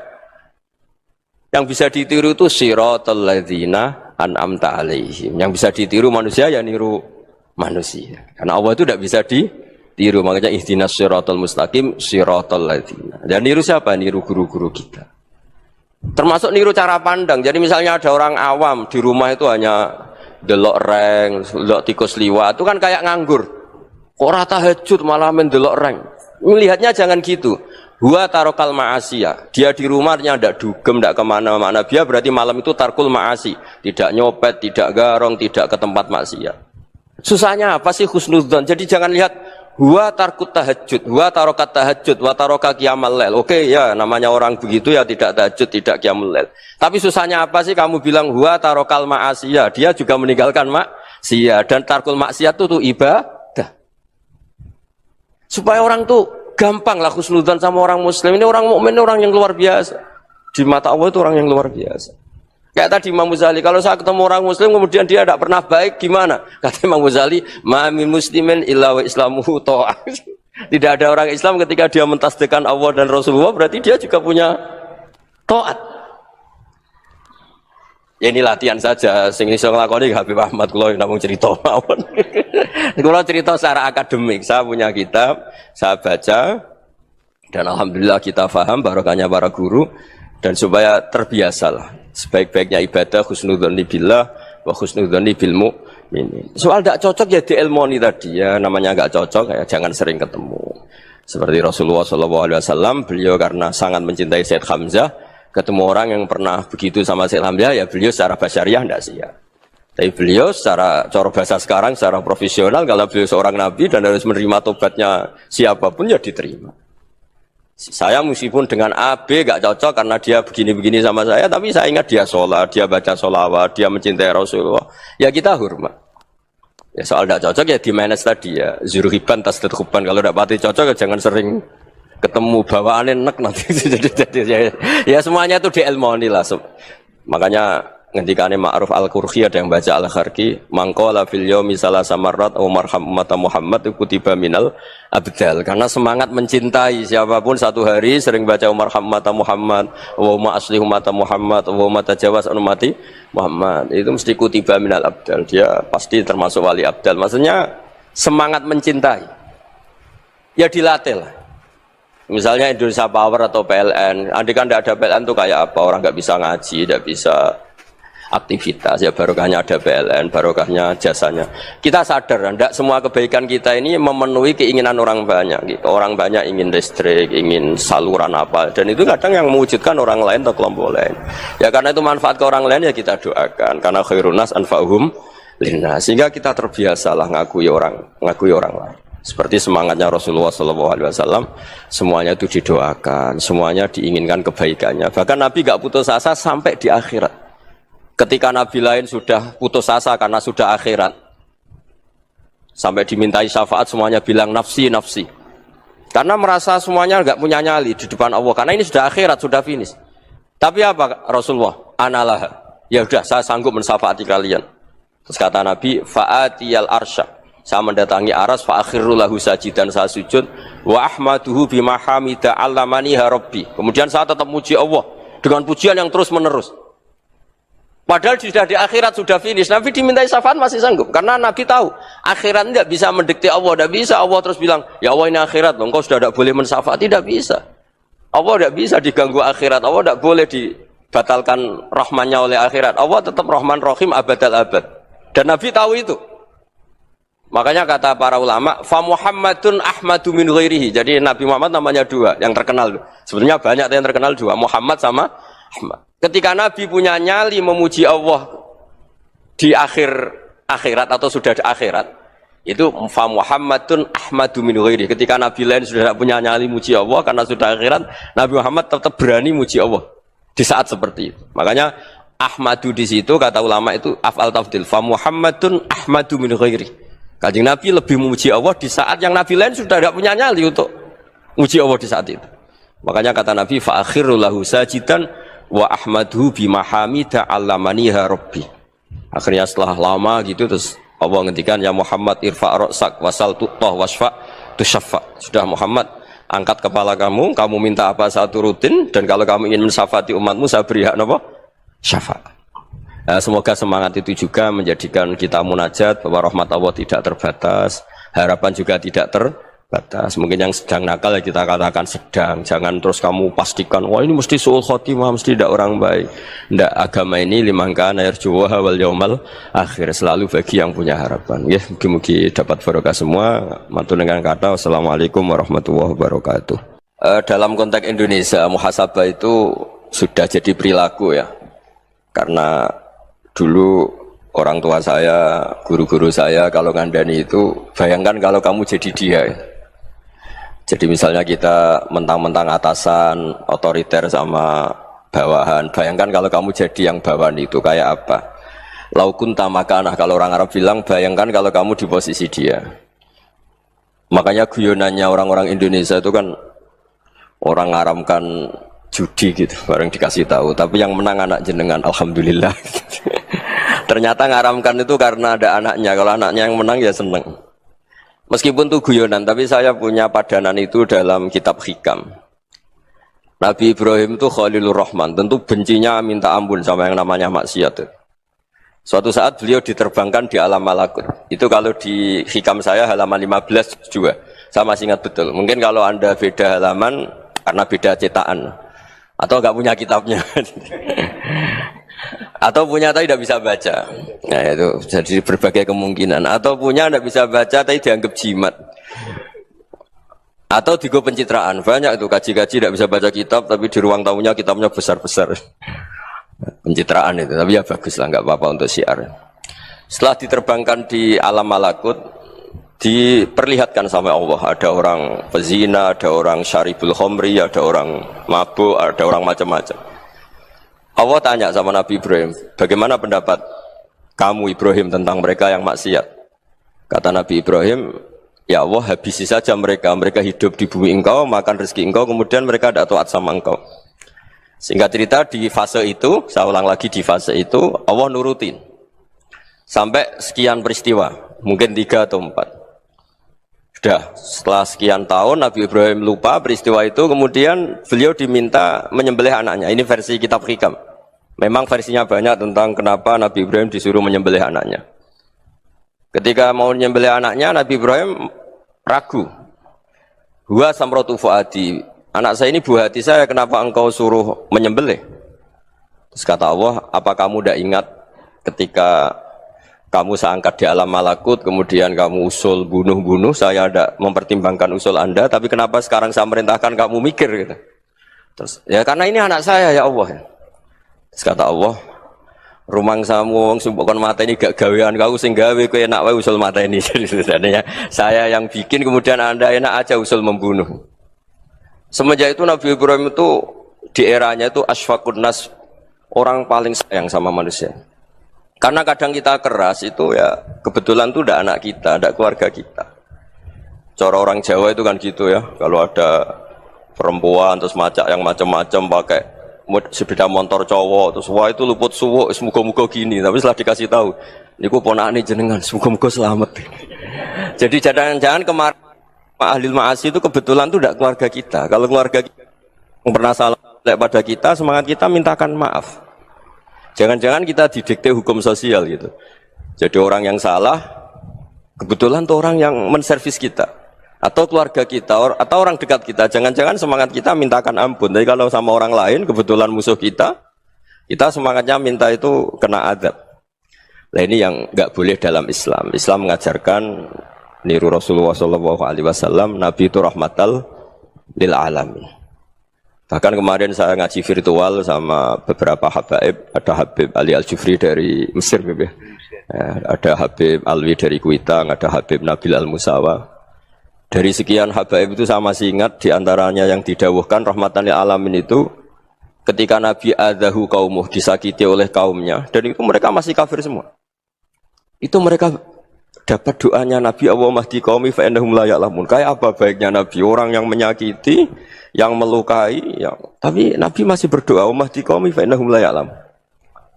Sayyidina Umar dapat doanya Nabi itu yakhina kana kafiran, ketika masih kafir didoakan. Allahumma aizzal Islam bi Umar. Itu ketika masih kafir. Itu pelajaran bagi kita bahwa yang sedang tidak cocok pun itu berdapat doa kita. Jadi di antara mukjizat Quran itu kamalul bayinah. Kalau memberi penjelasan itu sempurna. Sehingga ulama mengatakan imanul muqallid, imannya orang-orang yang asal ikut kiai, asal ikut guru, asal ikut buku, itu mukhtalaf alaih. Bahkan saya sendiri cenderung mengatakan iman itu tidak diterima. Karena manusia dibekali akal, inginnya Allah itu dengan akal itu dia punya kepermanenan iman, punya kepermanenan iman, dan dengan itu dia imannya mujma'aleh, mesti diterima oleh Allah Subhanahu wa taala karena binnadzari shahih, dengan logika yang benar. Dan logika yang benar itu gampang sekali. Beberapa ulama tentu tahu sekali, bukan sekedar tahu sekali karena itu diajarkan Allah dan Rasul. Misalnya begini, kata Allah, saya kalau baca ayat-ayat ini itu sering nangis karena Allah yang Tuhan itu sebenarnya tidak butuh kita. Saya ulang lagi, Allah yang Tuhan itu tidak butuh kita, juga tidak butuh iman kita. Tapi Allah ingin hambanya itu berakal ya, karena agama itu liqaumi yaqilun, sehingga berpikirnya benar. Misalnya gini kata Allah, enggak apa-apa kamu menuhankan selain saya itu enggak apa-apa kata Allah. Enggak apa-apa Yesus kamu katakan Tuhan, enggak apa-apa kamu katakan batu Tuhan, enggak. Tapi tolong prosedur atau persyaratan menjadi Tuhan itu kamu lengkapi, yaitu punya prestasi menciptakan langit dan bumi. Kalau tidak semua surun semen kata Allah, sementing urun gitu. Jadi sebetulnya itu kan rasional. Misalnya nggak apa-apa kamu merasa jadi presiden atau gubernur atau jadi wali atau jadi apa. Yang penting prosedurnya dipenuhi. Itu kayak apa Allah baiknya pada kita. Sehingga saya berkali-kali, makanya menurut saya orang alim itu wajib memaklumatkan kalau dirinya alim. Supaya jelas aturan mainnya. Yang dilarang Allah itu kan memaklumatkan alim kemudian ingin hadun nafsi, ingin salami template, dicucuk, dihormati, itu kriminal. Itu orang alim gendeng, gendeng sekali. Karena khasnya orang alim itu tentu cari ridhonya Allah, bukan ridho khalqi, bukan ridhonya apa? Makhluk. Makhluk itu la syai', ada siapa-siapa. Dan kita harus baku seperti itu. Kenapa kalau orang alim enggak memaklumatkan kealimannya itu dikatakan salah? Karena fungsi orang alim adalah membawa bayinat, membawa ayat-ayat Allah, bukan kepentingan apa? Pribadi. Makanya Rasulullah nanti duka ngendikan idza zuharatil fitanu wal bid'u falyudhiril alim ilmahu wa illa fa'alaihi la'natullah wal malaikati wan nasi ajmain. Jika zaman akhir banyak bid'ah, banyak kebodohan, maka orang alim wajib menampakkan kealimannya. Jika tidak, maka dia mal'un, dilaknati langit dan bumi. Karena sebetulnya logika tentang Tuhan itu gampang sekali. Saya ulang lagi ya. Saya punya sekian contoh, betapa tauhid itu mudah. Jadi kalau ada orang bilang ikhlas itu angel, Gus. Ya dia sendiri goblok, karena nggak tahu logika apa. Ikhlas itu justru gampang. Misalnya kamu ngamal demi manusia itu umurnya hanya berapa coba? Kan pasti mati. Lalu kalau dia mati tidak berkutik, bagaimana Anda bersandar sama seseorang yang mati dan tidak berkutik? Sama-sama bersandar sama zat sing al-hayyul qayyum, sama zat yang abadi. Kamu latih terus akal kamu. Misalnya saya punya jamaah banyak, mereka itu kan nggak jelas surganya. Kok harap-harap syafaate piye? Soalnya jamaah aku mlebu neraka kabeh. Kan nggak mungkin nyafaati saya. Atau mereka mlebu swarga kabeh, wis do sibuk kelon mbek widadari. Mungkin ya ndak ngurusi saya. Jadi dua kemungkinan itu sama-sama ndak ngurusi saya. Mlebu neraka ya rasanya nyafaati, nek mlebu swarga do sibuk napa? Ngeloni widadari karena trauma di bocah elek melarat macam-macam. Sehingga kiainya saja wis ora takok Gus Pak nang ndi wis ora takok. Wis ribet dhewe no. Nah, tentu saya juga sibuk sowan pangeran sudah itu makom saya sudah sibuk sowan pangeran. Kowe pesta seks sing kula sowan pangeran. Baik swargame ayate pokoke inna ansa'ana gunna napa insya'a faja'alna gunna abkara bar kelon dadi perawan neh berarti keloni repot. Kula insyaallah melok daftar sing fa'ama in kana minal muqarrabin farohu warihan. Jadi surganya muqarrabin itu enggak ada sifatnya. Di situ enggak dibakas bidadari makan-makan enggak, tapi farohu warihan. Satu surga yang sifatnya rohani. Karena enggak bisa disifati. Tapi saya daftar di situ ya hanya beberapa jam. Baru juga bungkon. Sawangane kok taruh rasane wong ayu juga keberatan. Ya tapi saya tentu punya dua kelas, punya kartu premium dan ekonomi. Saya enggak tertarik lah daftar yang premium dok nanti repot apa. Saya itu sering nangis kalau baca ayat seperti ini. Bagaimana Allah yang Tuhan kemudian enggak butuh apa-apa, tapi Allah saking baiknya itu membuat tatanan logika kita. Saya enggak akan bosan-bosan sampai sowan Allah. Bahkan andaikan saya masuk surga dengan faham ini, saya milih faham ini. Karena faham ini itu menguntungkan agama. Li'ilai kalimatillah. Sementara masuk surga itu hadun nafsi. Banyak ulama mengatakan, kenapa Anda ingin mati? Padahal Anda mati masuk surga. Katanya, saya takut kehilangan momen sujud. Karena sujud adalah hak Allah. Sementara surga itu hakun nafsi. Keinginan saya. Tentu saya mendahulukan hak Allah ala hakin nafsi. Itu makam-makam yang... Dan itu nggak bisa kamu copy paste. Orang yang pada kelasnya akan merasakan seperti itu. Dan kamu tidak perlu minat, malah paham. Jadi sudah dengar saja, apa? Dengar saja. Begini misalnya, saya berkali-kali bilang, kenapa ulama dulu? Saya ini kan di Sarang juga ngajar tauhid. Dulu saya ngajar kubrul yakiniyat di beberapa madrasah, termasuk di Sidogiri saya juga ngajar tauhid. Di sini saya ngajar tafsir, tapi yang saya titikkan juga tauhid. Begini, saya hidup di dunia ini, terutama saya memang ingin menerangkan tauhid, sebagaimana Allah menerangkan. Begini ya.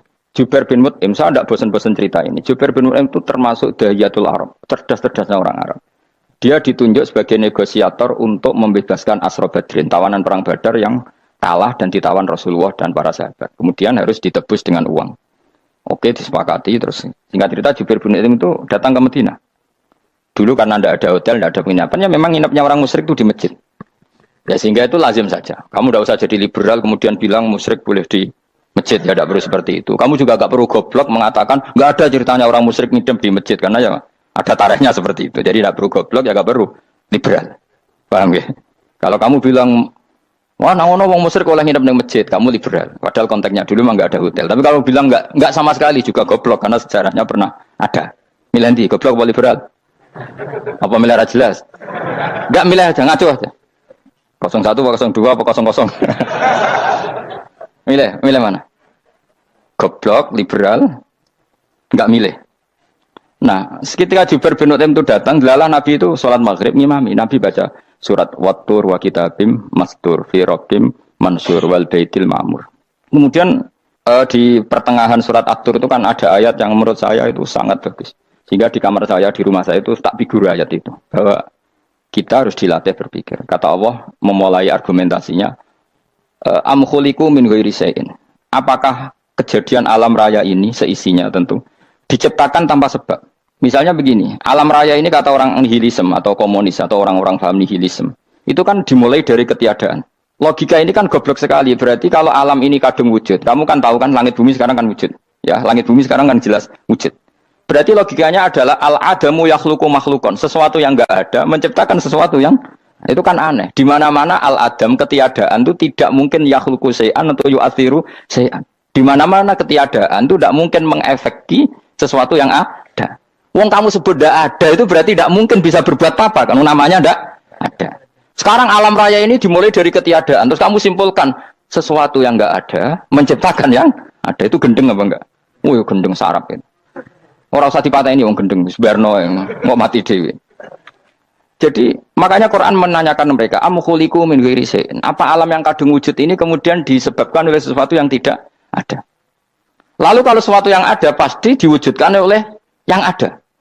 Nah, karena yang ada ini pencipta harus berstatus super. Nah, super ini oleh ulama disebut wajibil wujud. Maka Allah bersifat super, wujud yang paling prima, yang kausa prima. Karena pencipta tentu kelasnya harus di atas yang diciptakan. Makanya disebut ulama dulu nyebut Allah itu apa? Wajibil wujud. Karena pencipta tentu lebih dahulu, maka harus disifati awal atau qadim, apa? Awal atau qadim. Kayak apa Allah mendidik kita? Am khuliqu min ghairi syai'in. Terus Allah bilang gini, ya enggak apa-apa, yang menciptakan enggak saya, enggak apa-apa kata Allah. Tapi amhumul khaliqun, kamu saja yang menciptakan, enggak apa-apa. Tapi syaratnya kalian juga harus merasa pernah ikut menciptakan langit bumi. Am khalaqus samawati wal ard.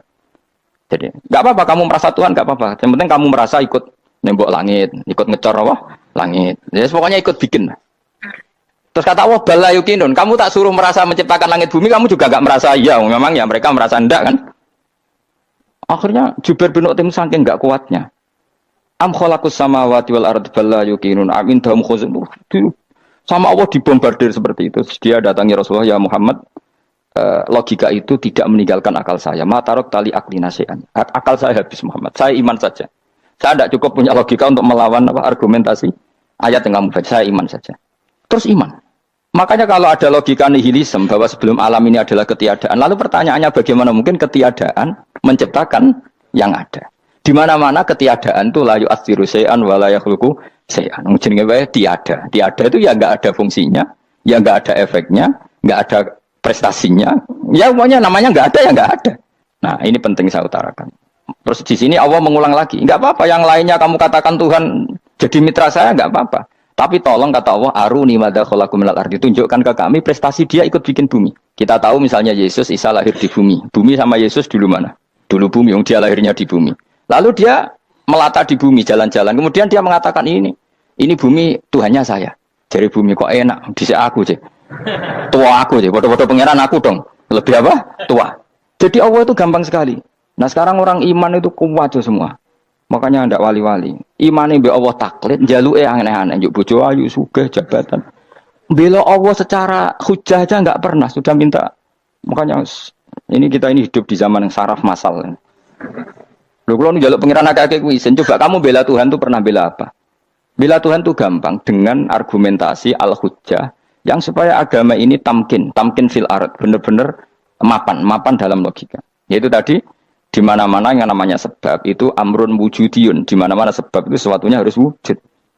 Paling tidak kita sudah menolak nihilisme. Apa? Nah, nihilisme. Lah wujud karena wujud awal harus berstatus prima. Lah prima itu dalam bahasa ulama disebut wajibil wujud. Makanya ulama dulu ngelatih kita itu pertama Allah itu siapa? Zat sing wajibil wujud. Itu satu filosofi yang luar biasa. Nah, kemudian setelah itu ada setan-setan kecil yang nganggur, yang iseng. Nah itu nggak usah kamu perhatikan. Tinggal delok TV, ngopi, terus tinggal nyate kelata. Enggak saya tamak, pingsan deh. Syukur-syukur stres deh. Dugaan saya setan saya gue pingsan, kurang gizi. Karena memang setelah itu setan itu udah gini. Lalu sebelum Allah jangan-jangan ada wujud yang lain. Jangan, lalu Allah sendiri awal mulanya gimana? Kata Nabi, jika ada pertanyaan seperti itu kamu harus berhenti. Tinggal delok TV atau tinggal delok dangdutan. Ya kalau kepeksa ora apa-apa, kelasem ae. Saya ada menghalalkan tapi kan sudah kamu lakukan.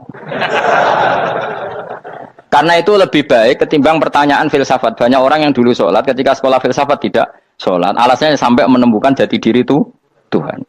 Dan itu bahaya sekali karena Nabi berkali-kali bilang kamu jangan mikir tentang Allah pasti rusak. Orang kok mungkin rusak dari Nabi pasti rusak. Nah cara menghentikan gimana? Karena setan ini makhluk, akal-akalannya gampang. Tadi tak warai. Saya sebagai ulama, atau sebagai manusia, atau sebagai orang awam, atau sebagai siapa saja. Kadang ada pertanyaan seperti itu. Tak tinggal anggeling darmo, kan pusing setan. Ini kan ngenteni. Weh, ngenteni bar lo anggeling darmo. Bariku aku lesu mangan mie. Bar mangan mie waret turu. Kan dia ngenteni terus. Mau bikin was-was lagi. Ternyata saya sibuk kan nggak bisa masuk deh. Bangun tidur aku selali pertanyaan tadi. Dinteni. Nah, dia masuk lagi aku sibuk ngajak anak jalan-jalan. Jadi saya kalau jalan-jalan di pasar itu wis enteni tan santai wae. Itu memang resep dari Rasulullah. Jangan sampai orang terjebak filsafat yang sampai menanyakan eksistensi Tuhan. Dan dia tidak mau iman, tidak mau sholat, tidak mau puasa sampai menemukan Tuhan itu siapa. Itu jelas minas syaitonir rajim, itu perilaku setan. Makanya Rasulullah setiap ditanya sahabat gitu itu Nabi guyu-guyu. Dan guyunya Nabi itu kata Nabi, baguslah kalau kamu takut Tuhan kalah kata Nabi. Nabi gojok gitu. Maka ada ulama yang punya seni berargumentasi, yaitu Imam Ghazali. Jika setan tanya kamu, lalu sebelum Allah jangan-jangan ada wujud yang sebelum Allah. Kata Imam Ghazali, ya itu saja yang Tuhan. Yang Allah ini nggak jadi Tuhan. Ya berarti wujud sebelum Allah itu yang benar-benar Allah. Kalau kamu bayangkan lagi, jangan-jangan sebelum itu ada wujud lagi. Ya itu saja yang benar-benar Allah. Sehingga tetap Allah itu menang terus. Paham ya? Yang jelas jangan sampai didahului Adam. Karena kalau didahului Adam lebih ngeri lagi. Karena sesuatu yang nggak ada menciptakan yang ada itu lebih buruk lagi menurut akal. Menurut apa akal? Nah, daripada kamu nggak salim Imam Ghazali, tinggal saja ndelok tadi ndelok sinetron. Itu yang lucu aja. Ndelok sing lucu-lucu. Ndelok apa? Mencari Tuhan. Pokoknya sing aneh-aneh, sing goblok-goblok, sing lucu-lucu, sing perane wong apa? Lha saya sering diprotes saya. Gus Salim jenengan kok sering ndelok sinetron sing ana dialog wong goblok-goblok. Wong goblok ku menarik cara kula. Apa ya? Cara pandang itu di luar dugaan saya karena kula berkali-kali lho kalah wong goblok. Jadi makanya ini tak cerita nih beberapa kali yang jari Gus Wak cerdas berkali-kali kalah wong goblok. Ada seorang santri itu ingin dibelikan bapaknya itu sepeda motor. Bapaknya wong desa, senengane ngrumat sapi wedhus. Lah menurut saya ya orang tuanya itu mampu lah, sangat mampu untuk beli itu. Pak mbok ditukokno mawon wong sepeda motor. Kata bapaknya, "Anakku nu jog mondok tak goblok, Gus." Wong njaluk kok sepeda motor, njaluk mobil ora ya goblok. Lah kok goblok, Pak? Jenenge donya iku Gus, sing lahirno donya kok sapi iku ndek anak, wedhus ndek anak jenenge donya. Di mana-mana jenenge donya sing lahirno donya. Iki donya kok mangan donya. Mergo motor iku kan tuku bensin, mobil. Iku cara dekne iku goblok Gus. Batin berarti kabeh kiai goblok perkarane tuku donya sing ngentekno donya. Cara dekne donya iku sing lahirno donya. Batin kok pinter iki batin. Untungnya saya ini ulama ya, ahli tafsir ya malu. Saya kalah itu ya malu. Tapi saya sebagai orang objektif fair, itu teori benar apa? Jadi donya iku ya sing lahirno donya. Donya kok mangan donya iku goblok. Untungnya dia dengan saya itu jaraknya 5 kilo 7 kilo karena 7 kilo. Lala dia diterkon sepeda motor, aku tetap mau kalah. Pak, nanti jalan kaki saja. Karena kalau pakai motor ini kegoblokan kata saya. Terus mendingan nih, loh Gus mau kalah tadi.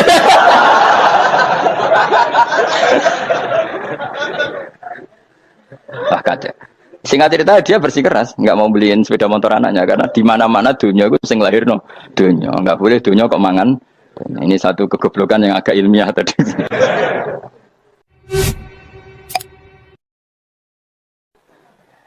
Nah, Imam Asy'ari juga ngalami hal yang sama. Imam Asy'ari itu punya, kita kalau ahli sunnah kan dua partai ya.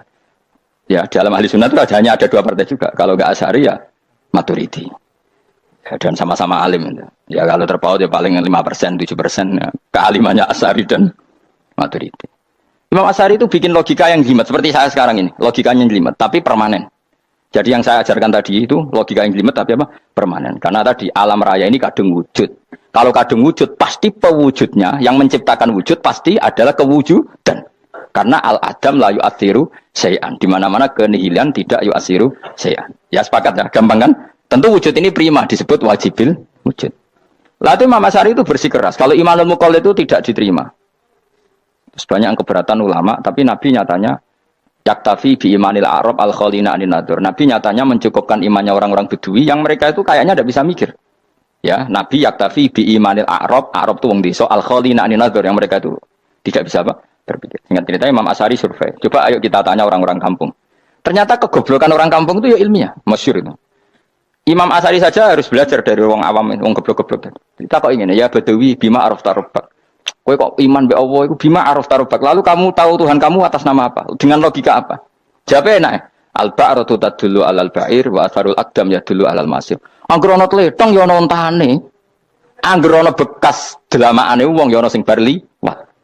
Jadi misalnya ada bekas teracak anjing, berarti anjing habis liwat. Ada bekas apa ular ya berarti ular harus liwat. Ada bekas teracak manusia ya berarti manusia habis liwat. La wa hadzal alam atharun min athari qudratillah. Alam iki bekas, mesti ana sing gawe. Jadi Mas Ari pinter juga, mesti logikane gak jelimet tapi memang angger ana tletong ana sapine.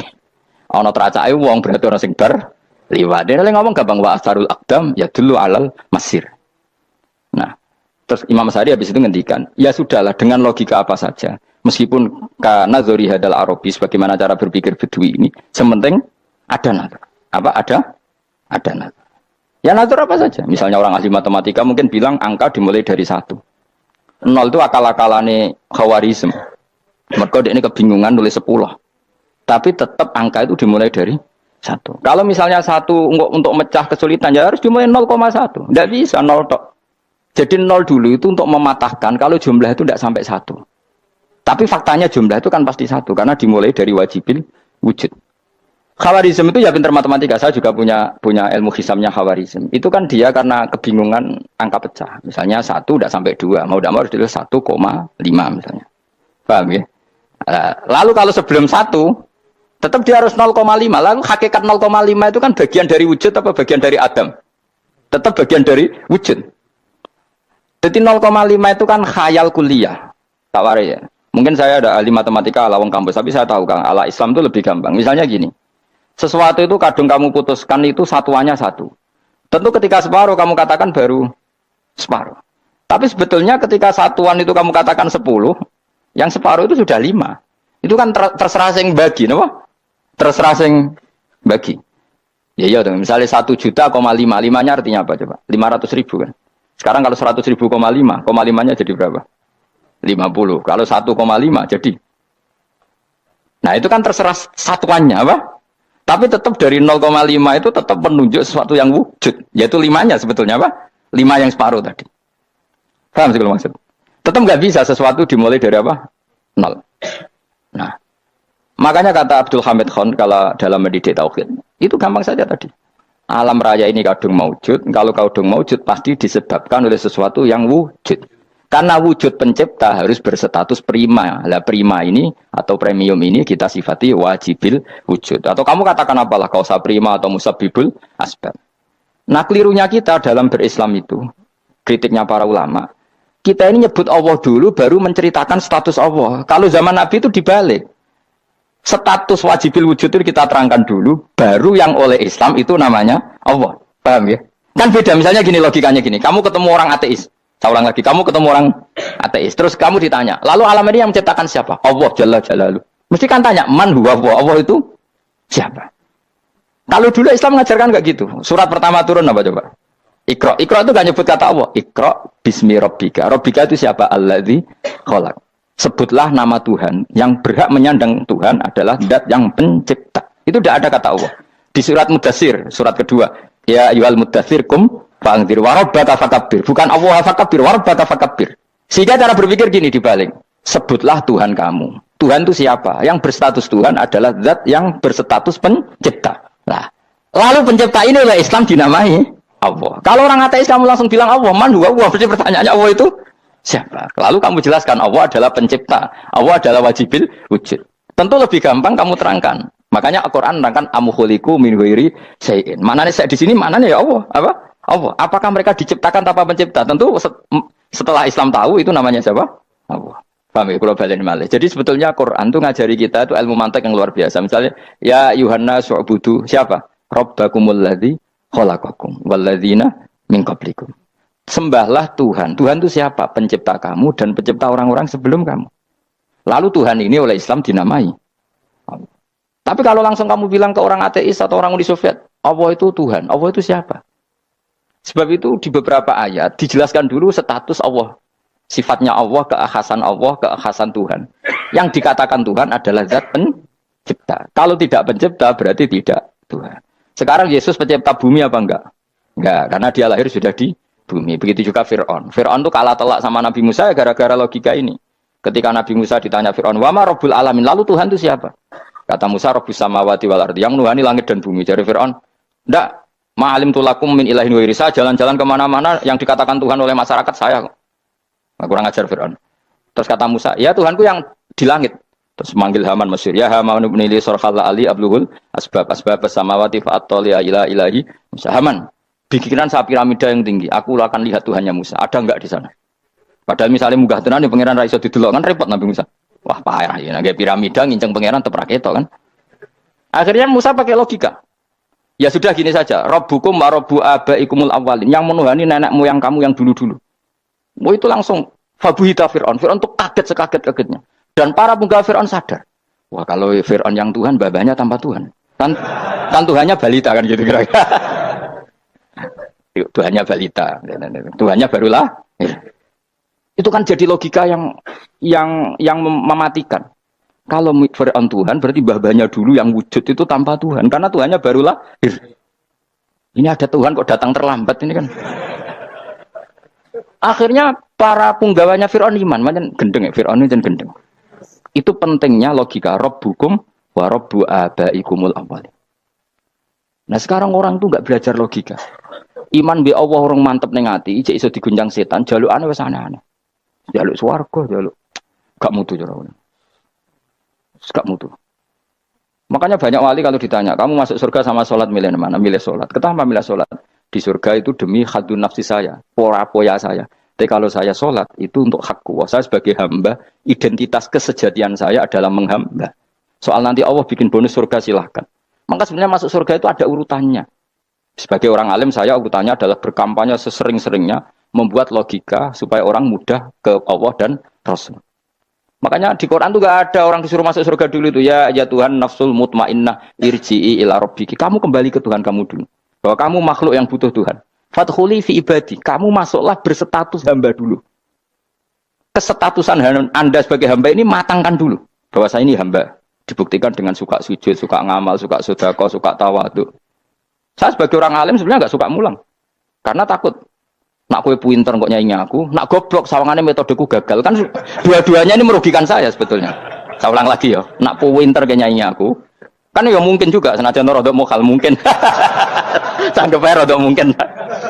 Pemenang nak sing ndik kan yo, biasanya kasut tuh ndik. Mau itu sebenarnya rugi semua, tapi Allah yang memerintahkan hak wong alim kudu mulang. Perhitungan itu tak buang semua. Sing ape nyanyi nggih monggo, sing tetep goblok nggih. Monggo, sebagai Allah ngutus mulang ya napa? Mulang. Meskipun tadi potensinya itu dua-duanya buruk, sing alimnya ini. Kemudian nak mubalek terus didol ilmu Quran atau royalti tambah parah lagi. Nah aku nggak pakai logika kelas, pakai logika selesai semua. Disuruh Allah ya sudah. Saya ulang lagi ya, makanya saya minta ya surat Tur itu dibaca. Makanya baca Quran itu jangan terlalu egois, jaluk swarga. Statusnya dulu itu fadkhuli fi ibadi, kehambaan Anda posisikan yang mantap. Lagi wadkhuli jannati. Sekarang enggak dibalik orang ini masuk surga dulu. Kayak surga di kapling. Traweh arang-arang kowe njaluk Lailatul Qadar. Lailatul Qadar wis kliwat. Wingi wis Dzulhijjah wingi ben wae. Sebagian ulama berpendapat Lailatul Qadar itu fi kulli sanatin. Apa fi kulli? Karena Lailatul Qadar berdasar nuzul Quran dan nuzul Quran itu bisa saja hari Arafah, bisa hari apa. Ada ulama mengatakan Ramadan, tapi bisa tanggal 1. Nah, kamu kan pemalas ikut yang partai 21, 23 karena kan wis akhir-akhir kan wis enteng. Sebenarnya Anda milih 21 berdasar ilmu apa berdasar enak anak terbatas waktunya kan? Kan lebih sempit apa? Lebih apa? Sempit. Ya saya ulang lagi ya. Jadi Allah kalau ngajarkan hujah itu gampang sekali ya. Tadi amkhuliku min ghairi syai'in. Enggak apa-apa saya ada Tuhan kata Allah, tapi kamu harus punya logika. Alam raya ini diciptakan tanpa pencipta. Mau enggak kamu punya logika seperti itu bahwa alam ini yang wujud diciptakan oleh sesuatu yang tidak wujud? Mau enggak kamu punya logika itu? Enggak mau kan? Namanya wujud tentu diciptakan super wujud dan super wujud itu wajibil wujud dan itu Tuhan kita yang oleh Islam dinamai Allah. Bang, makanya nyebut Allah itu di surat-surat awal Quran tidak ada. Coba awal surat Quran itu surat apa coba? Iqra kan? Iqra itu ada enggak kata Allah? Enggak ada. Iqra bismi rabbika. Rabbika itu siapa? Allazi khalaq. Surat Mudatsir sama. Ya ayyuhal mudatsir qum fa'anzir wa rabbaka fakabbir. Ya sudah seperti itu. Ya ayyuhan nasu ubudu rabbakum. Rabbakum itu siapa? Allazi khalaqakum. Nah, kita ini keliru metode. Pemene wong tukang wiridan Allah. Tapi ora Allah iku sing sapa? Ya dia Allah. Dia nyifati Allah mau sing ngekei swarga, sing ngekei dhuwit, sing ngekei widadari. Jadi Allah disifati sesuai selera yang menguntungkan dia. Bahwa Allah ini yang ngampuni saya, kemudian saya masuk surga, kemudian ngeloni widadari. Makanya kalau dia jadi wali tak demo. Tak laporkan MK pokoknya. Tak suluh. Karena ini wali pecundang. Bagaimana mungkin calon wali pikirannya khadun nafsi? Kalau lama gak gitu, mendikan Allah itu zat paling penting di dunia. Maka akan saya maklumatkan di dunia bahwa orang kembali ke Allah. Caranya gimana? Akan saya kenalkan Allah lewat logika. Caranya apa? Kita sifati wajibil wujud. Kita sifati Rabbukum wa Rabbu abaikumul awalnya. Dengan sifat-sifat yang semuanya mengarah ke dikjayaan Allah Subhanahu wa taala. Iku jenenge kowe bener-bener ulama. Iku disebut bal wa ayatum bayyinatun fi suduril ladzina utul ilm. Makanya ulama itu orang yang luar biasa sampai disebut innama yakhshawaha min ibadil ulama. Ahli ibadah itu rapati wedi pangeran. Masuk wiridan istighfar nangis rapati wedi pangeran, gayane tok nangis. Karena sebenarnya dia nangis wedi ra mlebu swarga. Mlebu swarga gak iso ngloni. Dari itu aja orientasinya itu saja. Makanya benar Kanjeng Nabi nak gojlok orang alim satu itu lebih utama dibanding 1000 ahli ibadah. Bahkan Nabi pernah ngendikan sangat ekstrim. Fadlul alim alal abid ka fadli ala adnakum kata Nabi. Keutamaan orang alim dibanding ahli ibadah itu sebagaimana kelas saya kata Nabi dibanding kelas terendah kalian. Padahal Nabi dengan Abu Bakar saja jaraknya sangat jauh. Itu kata Nabi fadlul alim alal abid ka fadli ala adnakum. Keutamaan orang alim dibanding orang abid sebagaimana keutamaan saya dibanding sahabat paling rendah. Karena tadi abid itu ada opportunisnya. Tapi kamu jangan benci abid loh. Karena kamu ya orang alim, orang abid. Saya saja yang kritik, saya yang tanggung jawab di depan Allah. Orang abid itu kadang kan wiridan nganti nangis, pikirannya apa coba? Wis rasakno mungkin apa wiridan pikiran aja. Di sepuro dosane, terus apa kan? Mlebu swarga, terus apa kan swarga? Aku takok. Saya aku takok, ayo sing ape mlebu swarga apa kegiatan? Rencana pertama ya, Om. Wis gak usah munafik biasa wae. Mau inna ansa'na apa? Insya ayat kalau orang jujur kok apa jujur. Bandingkan kalau orang alim. Orang alim itu ketika nyebut Allah itu iri ya Allah. Kenapa di dunia ini ada makhluk lain yang menandingi engkau? Saya tidak ridho. Kenapa di dunia ini ada syarik orang yang dimitrakan seperti engkau? Maka orang-orang alim ini ingin memaklumatkan bahwa la syarika lak. Labbaika wa huma lak, baiklah syarika lak innal hamda wa ni'mata laka wal mulka la syarika lak. Sehingga para nabi itu memaklumatkan itu, engkau saja yang Tuhan ya Allah, semua nikmat dari engkau, semua kepemilikan ini milik engkau. La syarika lak labbaik. Dimaklumatkan ke dunia. Innal hamda wa ni'mat itu dimaklumatkan. Enggak ada kepikiran mereka masuk surga. Karena mereka ingin memaklumatkan bahwa Allah ini yang Tuhan. Sama tak ceritani Nabi Ibrahim dari Khalilur Rahman, rumang samu kakan wiridan kaya kowe ndak. Wiridannya Nabi Ibrahim sama-sama mungkin banyak sampean. Karena sampean banyak kepentingan tadi. Wali-wali dulu kalau wiridan itu tidak sebanyak sampean, enggak, tak jamin enggak. Pemene maca lelo yang 10.000 enggak biasa wiridannya. Tapi khosyahnya sama Allah luar biasa. Pertama Nabi Ibrahim diangkat jadi khullah. Khullah itu ya Khalilur Rahman itu. Itu dia wiridannya gini. Ya Allah, Innahu la yahzununi alla ara ahadan fil ghairi ya'buduka. Alla ara ahadan fil ardi ya'buduka ghairi. Sama saya hafal tadi. Memang saya hafalkan. Ya Allah, saya ini susah sekali. Kenapa zat sepenting engkau, kemudian yang menyembah engkau hanya saya? Ini tidak fair. Makhluk yang enggak penting saja punya umat. Makhluk-makhluk yang enggak penting aja jadi pusat perhatian. Misalnya artis atau presiden atau gubernur atau tokoh top. Semuanya jadi presiden. Padahal semuanya itu makhluk yang enggak sepenting engkau. Ini zat yang sepenting engkau. Kemudian yang tahu kalau engkau penting hanya saya, ini tidak fair. Nangis dan. Nangis. Ini tidak fair. Innahu la yahzununi alla ara ahadan fil ardi ya'buduka ghairi. Saya ini susah Gusti. Susah sesusahnya. Zat sepenting engkau. Kemudian yang tahu kalau engkau penting itu hanya saya. Wah ini tidak fair. Loh, coba kalau orang mencintai sesuatu kan gitu. Misalnya kita bojo ayu, kemudian wong liya kabeh darane elek, mangkel ora? Mangkel gak? Kamu beli Alphard. Kamu kira itu mobil mewah. Kemudian orang nyejajarkan podo mek keri, mangkel gak? Semua kenikmatan itu kita nikmat karena itu diakui ya gak? Wes gunane apa kaya di Alphard gawa ning Gunung Kidul. Terus wong darani ngono iku podo mek keri ambek kejamke mangkel ora kira-kira. Enggak penting mewahnya ini tetap butuhnya pengakuan. Coba misalnya kamu jadi presiden hidup di dunia orang sufi, sing darane wong penting wong saleh ahli sujud ora kaku ati iki. Keteko di Barnos. Karena itu dihormati situ hanya orang apa saleh. Kaku ati gak? Oh kaku ati kan. Atau kowe dadi artis top teko ning daerah Gunung Kidul wong desa-desa, terus diundang lek. Oh mangkel kae. Le bayang dong.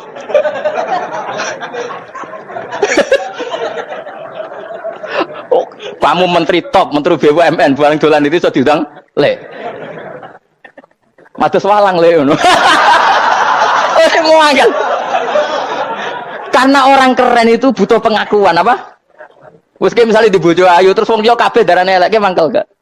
Sebetulnya orang merasa nikmat itu karena pengakuan. Bayangkan andekan orang itu melihat Alphard itu tidak wow, orang punya Alphard gagah enggak? Oh, enggak gagah kalau orang lain enggak bilang apa? Oh. Ya mau misalnya digoning desa terus orang desa nganggap kamu model tepak terus saya mau badhe numpang wedhus kula angsal Pak. Kagak ati. Habis kan. Makanya branded itu harus dimaklumatkan. Nah, itu bayangkan Nabi Ibrahim.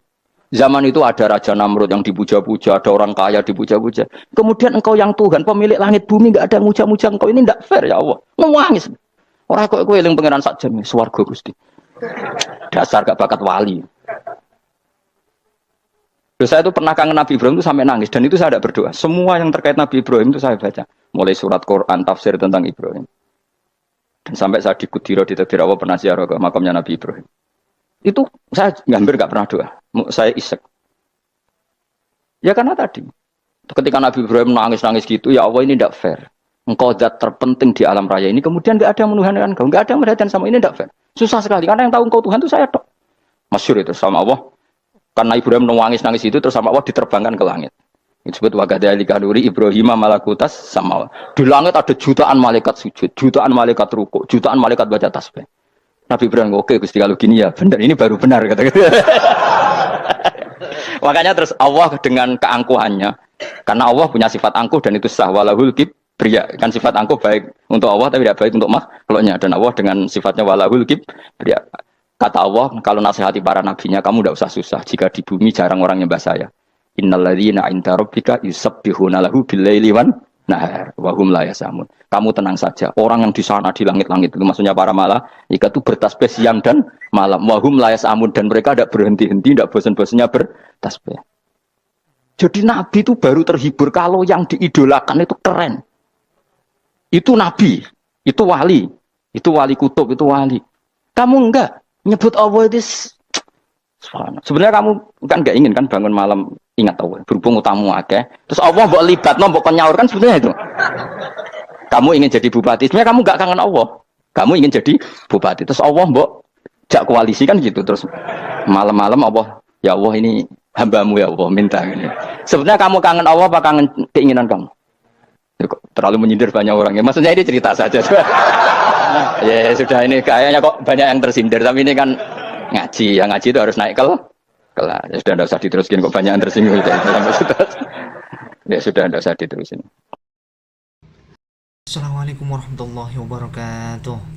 Syukur Alhamdulillah kita dapat berjumpa lagi di channel ini. Salawat serta salam semoga tetap tercurahkan pada junjungan kita baginda Nabi Muhammad sallallahu alaihi wasallam.